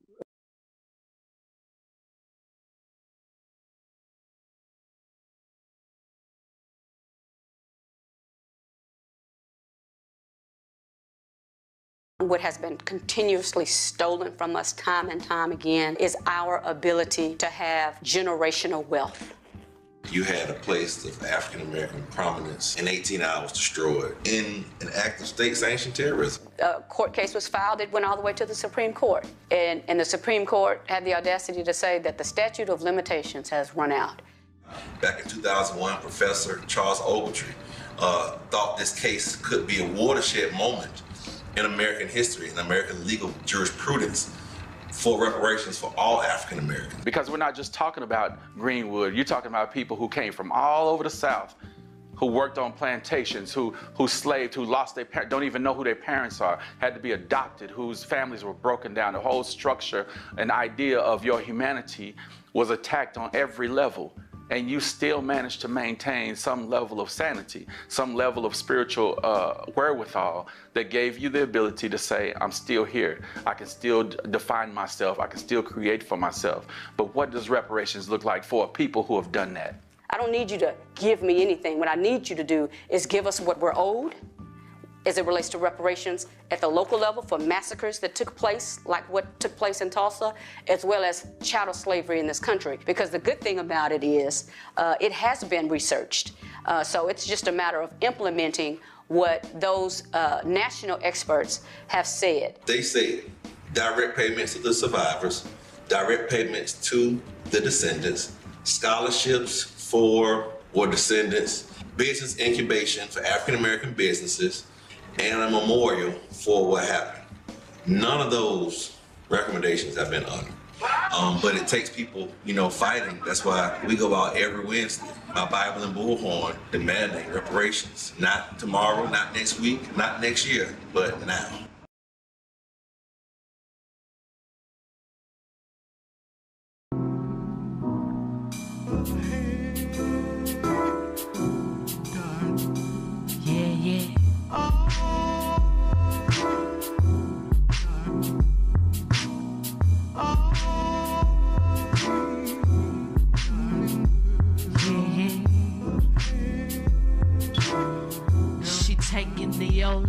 The high road to the no-shows, and all the hosts know it's hot out here for the hobos, the homos and the almost, and all the black folks. Yeah, she went for the dolo. She took all of the solos, and all my bros know that I propose no. But I'm glad it was a no-go.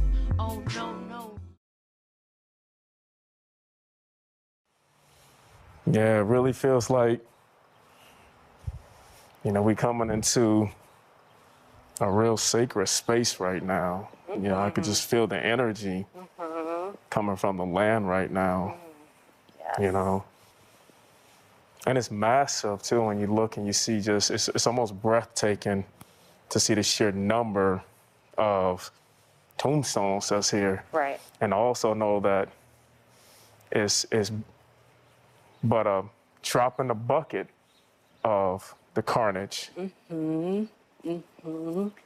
Yeah, another really grounding part of this Say Their Name cemetery is that when the Mother's March happened a few weeks ago, Black mothers of the movement came here and honored their children here, came to their tombstones, right? Right. Tamir Rice, his mama, laid some love items at his tombstone. So to have mothers from across the country honor their children right here, sacred, like you said, grounding. To me, that changes the energy of this space significantly. Yes. It changes the energy and it makes it, much more of a memorialized space.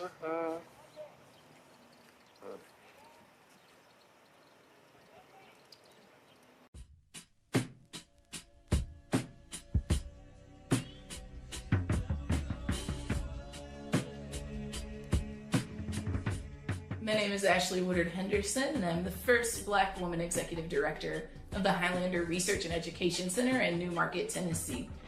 Since 1932, we've been a catalyst for social movements, bringing people together across difference to figure out how to be protagonists of social movements and building social good for all people across this country.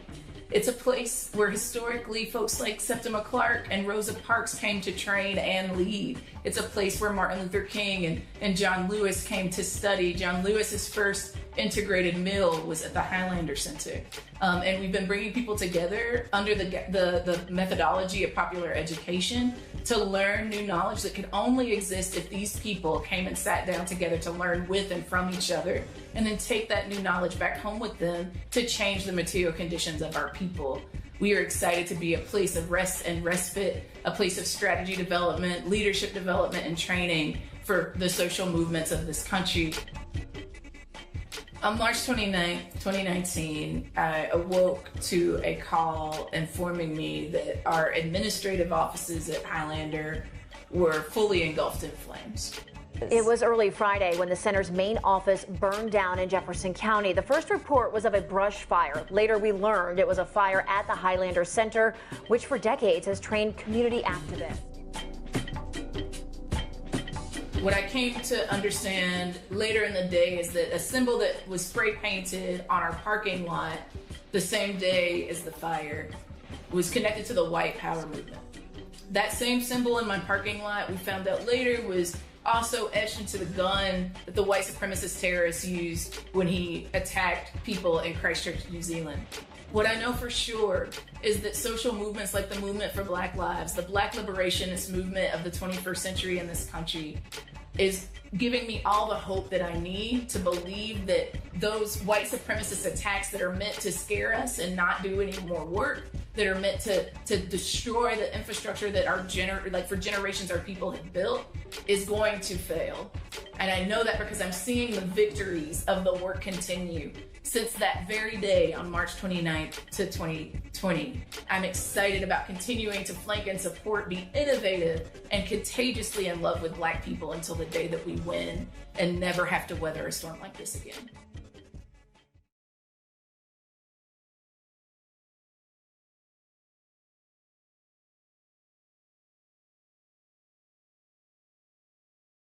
Our organizations are building power. Community organizing works. Black organizers in St. Louis have successfully closed an inhumane jail that caged our people. We have elected progressive leaders and passed policies, including Medicaid expansion and raising the minimum wage. And just recently, we unseated a Black entrenched incumbent and are electing the first Black woman from the state of Missouri to Congress. Congratulations, Cori Bush. I'm gonna keep it real. We need everyone and every tool. From protesting to the polls, we are fighting to be heard. We protest, we vote, we write policy, and we show up for accountability and governance. And we find celebration in our collective. Before, on, and well after Election Day, Black people will win. Elections have the power to mitigate the harm done to our communities. And right now, Black movement is providing a home to dig in deep every single day. Join us.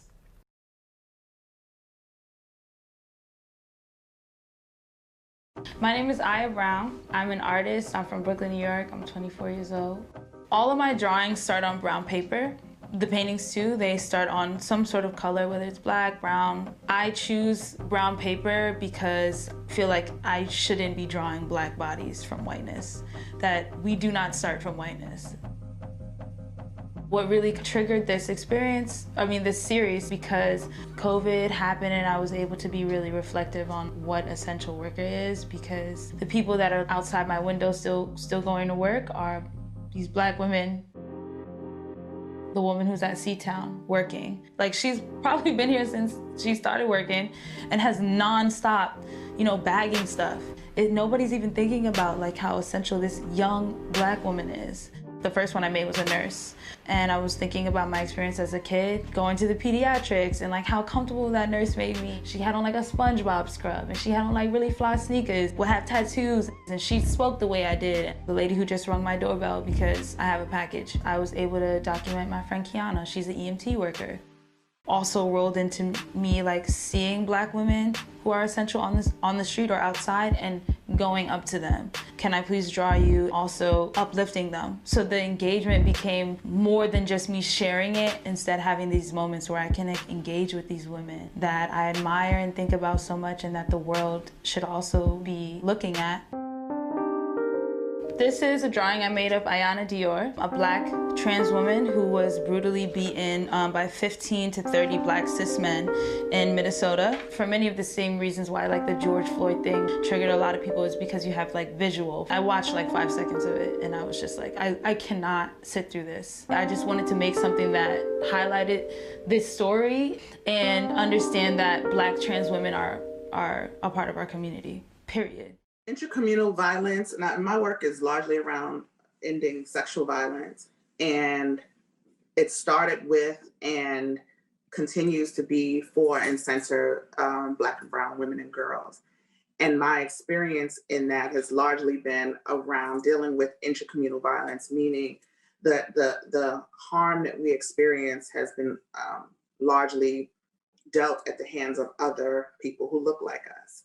And that happens. And that is, you know, the caveat I always try to give is that there's no special depravity in the Black community. There's no reason why Black people have a propensity towards violence or sexual violence. Is that intracommunal violence happens, in its very definition, is that people commit harm towards the people who live closest to them, who they're in community with. And so in every single community, in every ethnicity, every demographic you look at, there's violence within those same communities, higher rates of violence in those same communities. I think because of our history in this country as Black people, there is a special sort of attention we have to pay to how intracommunal violence plays out in our communities and the ways that we replicate the harm that has been enacted upon us with each other. So, you know, the phrase Black on Black crime became incredibly popular, I don't know how long ago, but it's been popular for a long time, but it's used mostly as a way for either Black people to point the finger at other Black people and assign blame, or people outside of our community to assign blame to us for the harm that other people caused, that the roots of harm came from outside of our community. But in some ways, we have to, and I just had this conversation last night on another panel, in some ways, I think for us to, when we talk about who does it implicate, is we have to have family, community conversations about intracommunal violence that takes away the gaze of anybody else, particularly white people, and how we think about and strategize around what a solve looks like and what liberation even looks like in the full picture without thinking about how other people define it. And so if the challenge that I come across all the time in my work is not having the space, like we really don't even have the real estate to have a robust conversation about the realities of sexual violence as an intracommunal violent act in our community without it automatically being some kind of implication towards Black men. And so I am constantly faced with the challenge of having Black women who feel erased and not seen and not heard, and then, you know, having people in our community who identify across the gender spectrum who are completely invisible because we can't have any of those conversations without Black men feeling implicated in that, as opposed to feeling like they're part of the solution. They can be a part of the solution. They can be a part. If we can have community conversations, if we can have intracommunal violence, then we can have intracommunal solutions. And that means that we can have conversations with each other and start thinking about other systems of accountability, start thinking about ways that folks who cause harm can be accountable outside of, you know, the crime and punishment framework that we've all been indoctrinated with. And it's difficult, to be quite honest, because it does feel like for a lot of people an indictment of another group. Like, in order for me to be accountable, for me to call you to be accountable, I have to blame the whole group, kind of thing. So it's a difficult conversation. It's one that I think requires a lot of compassion and grace and thoughtfulness and space. We need space and time to really unravel and move away from the ways that we've been socialized to think about harm, and move towards more of a harm and harm reduction framework that I think would be most useful in our communities. Intracommunal violence calls us to consider the ways that our particular communities, whether it's the Black community, for me, it's also considering the LGBTQ plus community, considering feminist spaces, right? I think that when we talk about intracommunal violence, it's about looking at the ways that we are indoctrinated with this idea that we should expect harm, and we shouldn't expect accountability for it. So when I think about what needs to happen, I think about us having the capacity to hold not just the state violence conversation, which has, I think, dominated the airspace for the movement for Black lives, but also being able to understand that folks are experiencing violence in our homes, from our families, from our loved ones, from our parents, and we can't be silent about those things.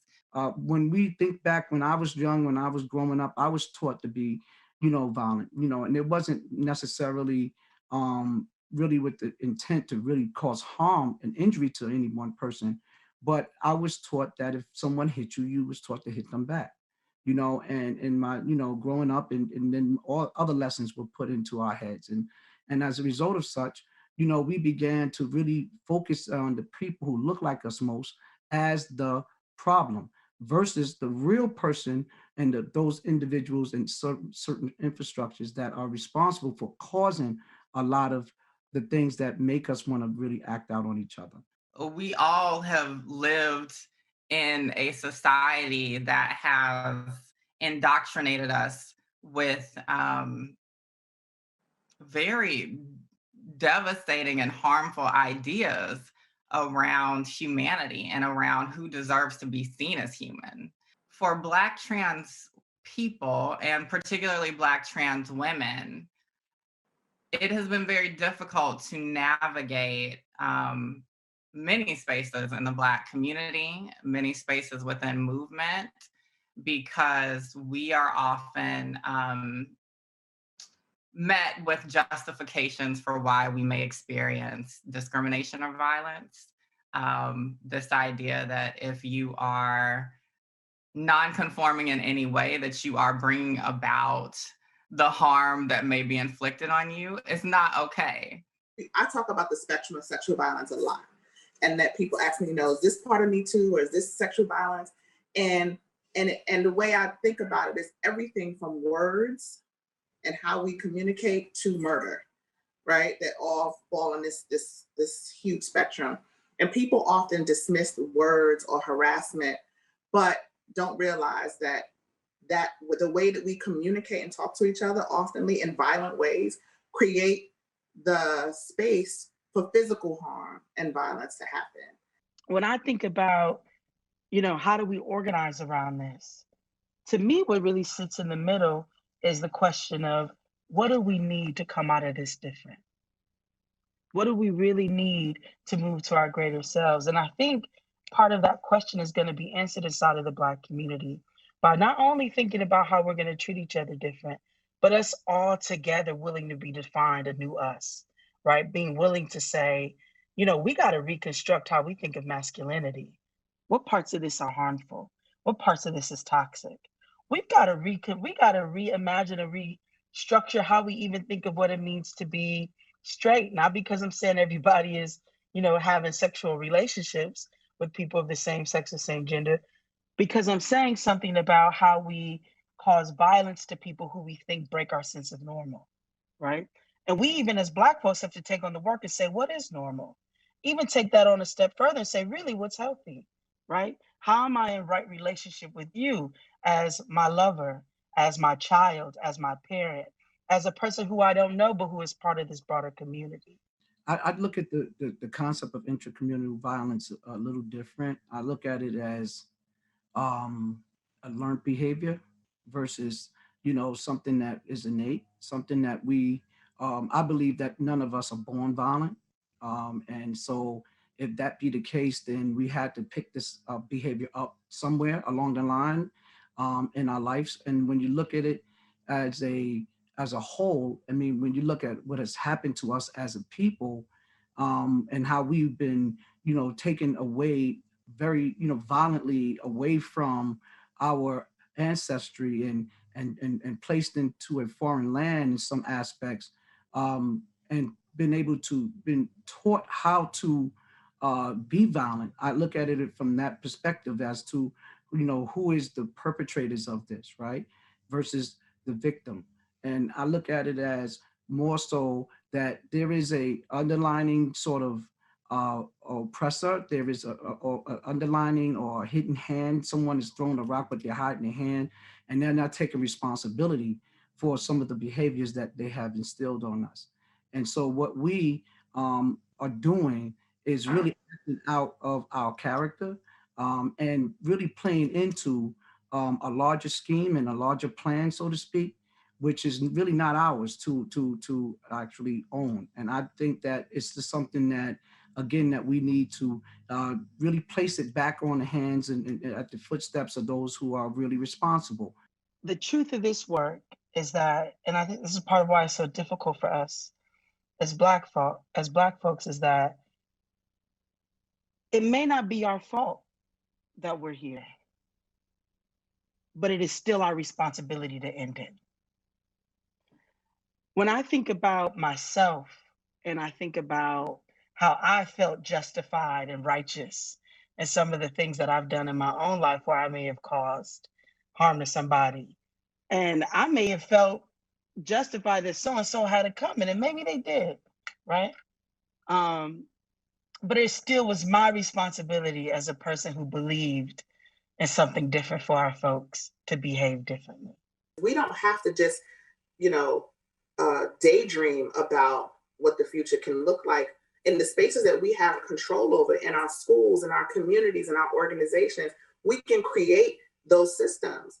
We can create these examples of, new systems of accountability and try them out and talk about them and share them with people and write about them, right? And so that we can start experimenting in ways that we have control over what something different can look like.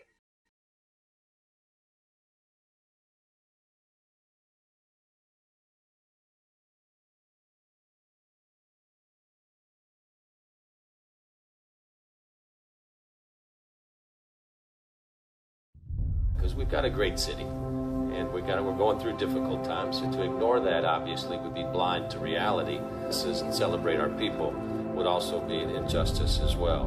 Really, nothing more fundamental than people having a stable, affordable home.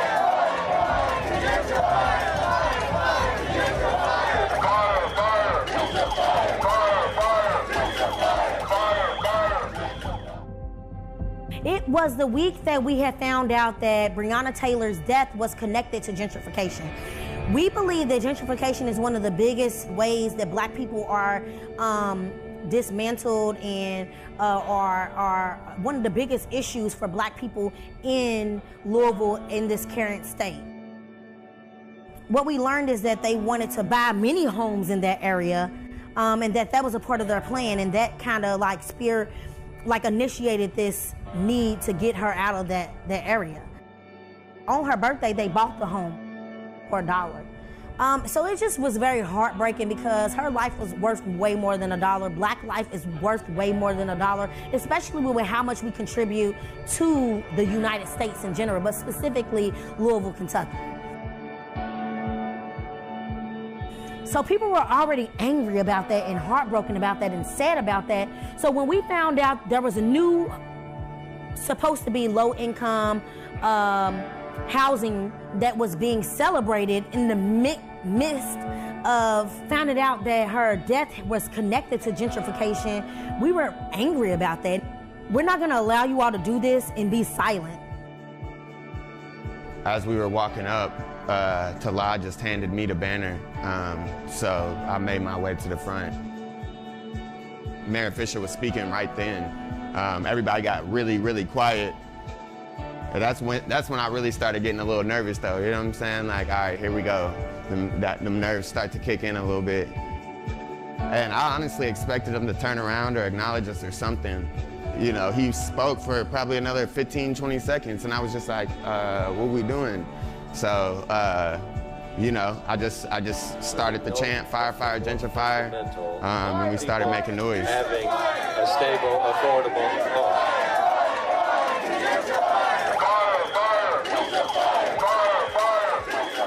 The feeling of him getting off the podium was gratifying, but also unexpected. I was surprised that he just like just wrote up his papers and sat down.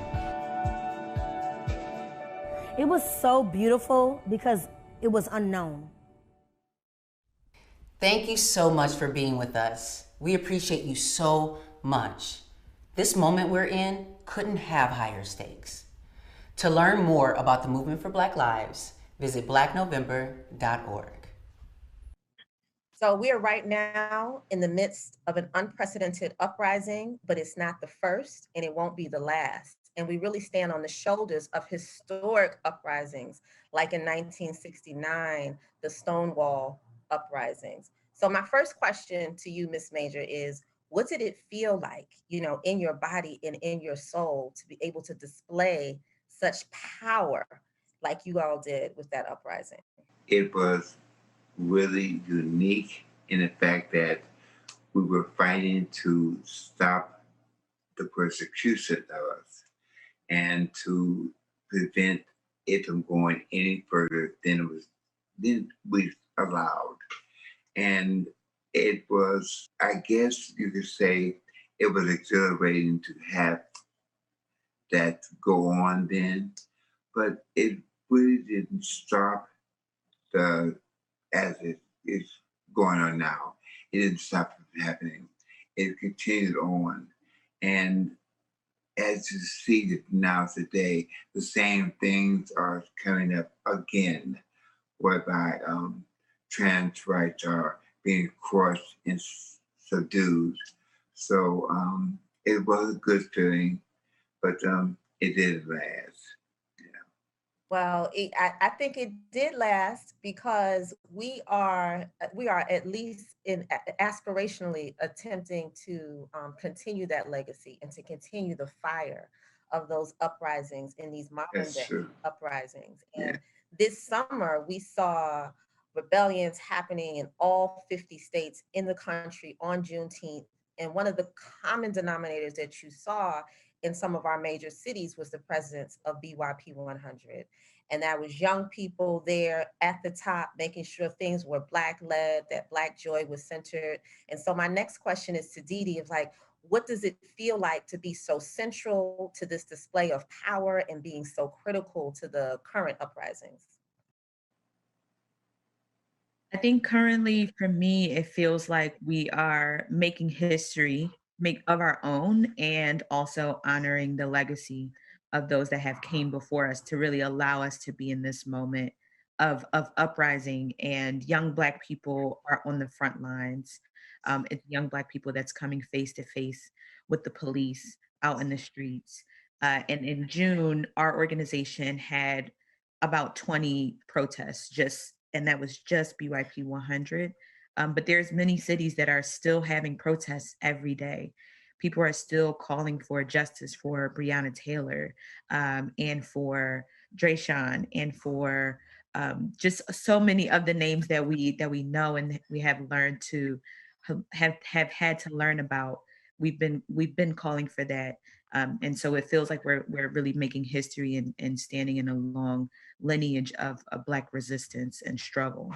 We stand on so much powerful history, much of which is erased, and a lot of which is Black led, and a lot of which is Black women led. So thank you so much for that. Whew, fired up. You fired up, Cliff? I'm fired up. I'm ready to go. I know you're fired up because y'all be like in the streets, putting people on buses, rolling up to polling sites, being like, y'all better let people vote. Don't you lock these doors. We're going to break it down. What does it feel like? What does it feel like in your soul and in your bones to be a part of such a powerful electoral justice uprising? So for us and these other organizations on here and these activists to be able to play one part of that, right? For us to be playing a part in like figuring out our generational challenge and either fulfilling it or betraying it, we're all trying to fulfill it. And to be in this moment means a lot to us because I know we're all students of that history. We're all students of these movements. And for us to be playing a part is just incredible. To be able to witness history, even as we're living it and making it happen, you can't ask for anything more. What we're doing right now is altering the course of the future. And, it's powerful. It brings a lot of joy. It also brings a lot of anxiety, right? Because we want to do it right. We want to make sure that no one is left behind.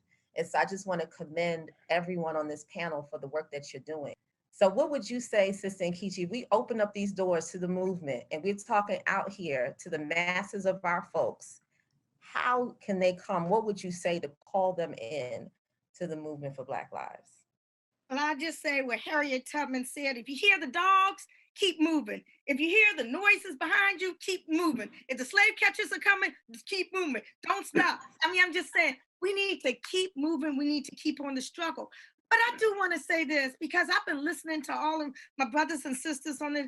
And, you know, I feel like I'm almost in tears. It's like, I'm feeling very vulnerable, and I'll tell you why. People are talking about joy. They're talking about the singing and the dancing and, bringing the joy to the movement. But when I was coming up, it's like, it was like we were working. There wasn't joy. That's why the word struggle came. We were always in the struggle. It was struggle, struggle, struggle. And it's like, we never took time for self-care. Literally, a lot of us worked ourselves to death. Okay. And so I am just really overjoyed with the joy that the movement today, the uprising today are bringing about. It was a time when, we worked our 9-to-5 jobs so we could pay the bills. And then in all the other hours after that, as well as part of our 9-to-5 as well, we were in the struggle. We would have meetings up to midnight or past or beyond. When I say we, I'm talking about the Black Power movement, the New African Independence movement, not necessarily talking about the predecessor movements at the Civil Rights movement. We were not funded. There were no full-time organizers. There were no grants. There was no joy. And I think that is what was missing then, which is making things that is happening so well now with Movement for Black Lives so successful, is the joy and is the commitment that you can't do anything unless you take self-care, unless you take care of yourself. So I just wanted to say that. And I started out with Harriet Tubman because we do need to keep going, keep it moving, keep on pushing, and come on into the movement. So now we need to know, we really need to know how people can get down. Find that organization that's on your block. It might be your neighborhood association. It might be your church group. It might just be the mamas on the corner who they're not in any organization and they don't know nothing about a 501c3, but you ask them to get 50 people to the church or to the community center on a moment's notice and they can make it happen. Find some group of folk that you can connect to, because like Brother Kwame Ture said, formerly known as Stokely Carmichael, we got to be in organizations. We got to organize. And so part of what we try to do is say, look, everybody's an organizer because everybody can touch 5 friends and family members and just share this information, share a tweet, have a conversation, right? Just let folks know why it is that you're involved. Because if you can communicate that, then guess what? You in the movement, right? If you can communicate why these issues are important to you, and why whatever strategy is that you're choosing to follow, whether it's the electoral or being in the street, if you can communicate what that means to you, then you're an organizer. The reality is, many of us are already in movement. You're already in the movement out there. You just got to name it. You just got to say, this Black association that we are running, we're going to link it up with the Movement for Black Lives, because we've been defending Black lives by having this Black association for all these years. This Black National Convention could not have come at a more critical time. We're witnessing the dawning of a new movement, nothing radical, but just one for Black lives to matter. I mean, actually, it's quite ironic. We really went from Black power to just being able to breathe. We today, the young people today, the older people, all of us today, really need to go back and look at movements from the past, particularly those that didn't quite make it into the history books. And I'm talking about the Black Power movement. I'm talking about the New African Independence movement, and learn from their faults and their flaws and triumph in their victories, because that's the only way in which we can have this intergenerational type of dialogue. I think it is critically important that everyone out there looking, questioning, thinking, am I ready? Can I get down? Yes. You are a part of the movement, because if you engage in self-care and in care of your family and your neighbors, then you are in defense of Black lives. And if you are in defense of Black lives, then all we need you to do is hook up with an organization, many of which we've named. You can link directly with the Movement for Black Lives. You can go to our website, m4bl.org, and sign up to get all those alerts that we are all getting now to our emails and our cell phones, because there is something going down, I promise you, in every state in the nation. The time is now. And Kichi called it, there's not a more critical time than right now to make a shift and to redefine the future for our babies and for the generations to come. So I want to thank all the panelists for being here. We're gonna all get together again, soon, and also next year, so that we can see and look back on this beautiful and historic Black National Convention.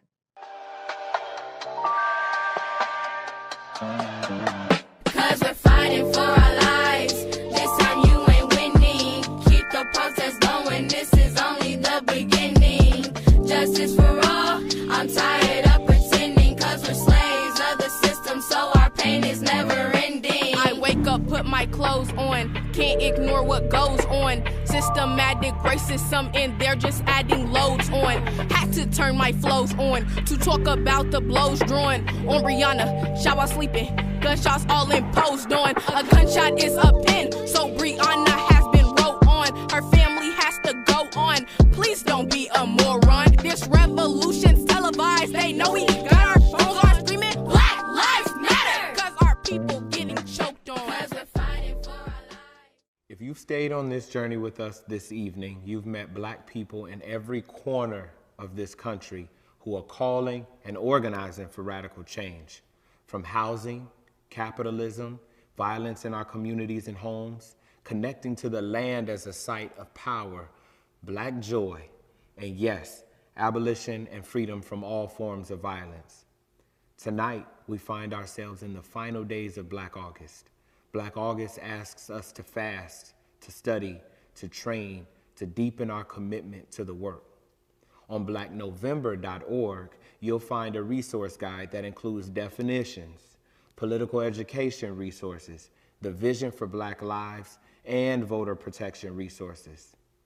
Our ask of you tonight is simple.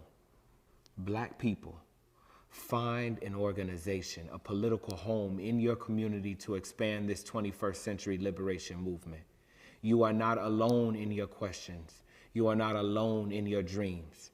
From protests to the polls, keep your eyes on the prize with us. From Juneteenth to Black August and beyond, never settle for less than freedom with us. Our ancestors and our children demand it. Black love and Black power to all the people. Good night.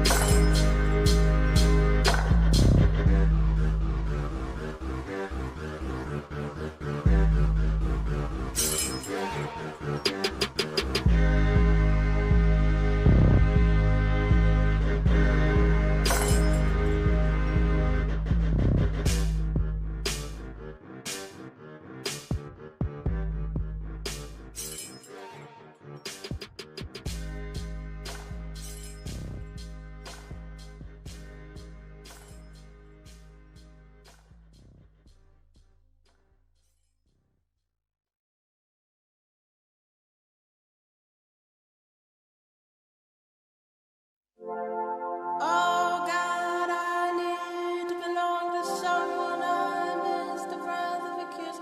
I miss the wonder of future. Dear Black people, look at you. Look. Do you see who you are? You're a miracle. You are love wrapped in skin. You are beautiful.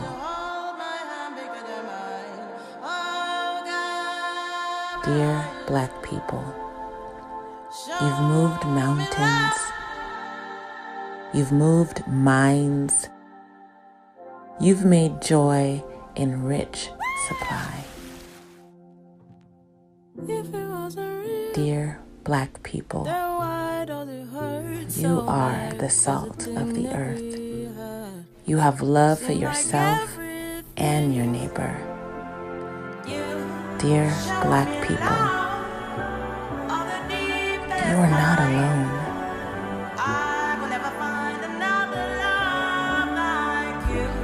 You have people. Your people have people.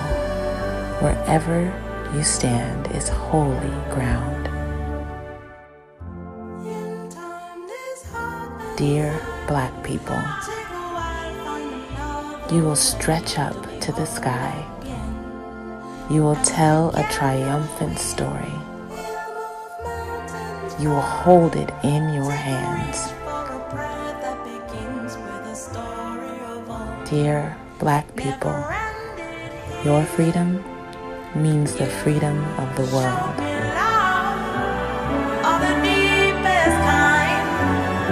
I will never find another love like you. Show me love, now I see. Dear Black people, we love you. Love Black people. Show me love.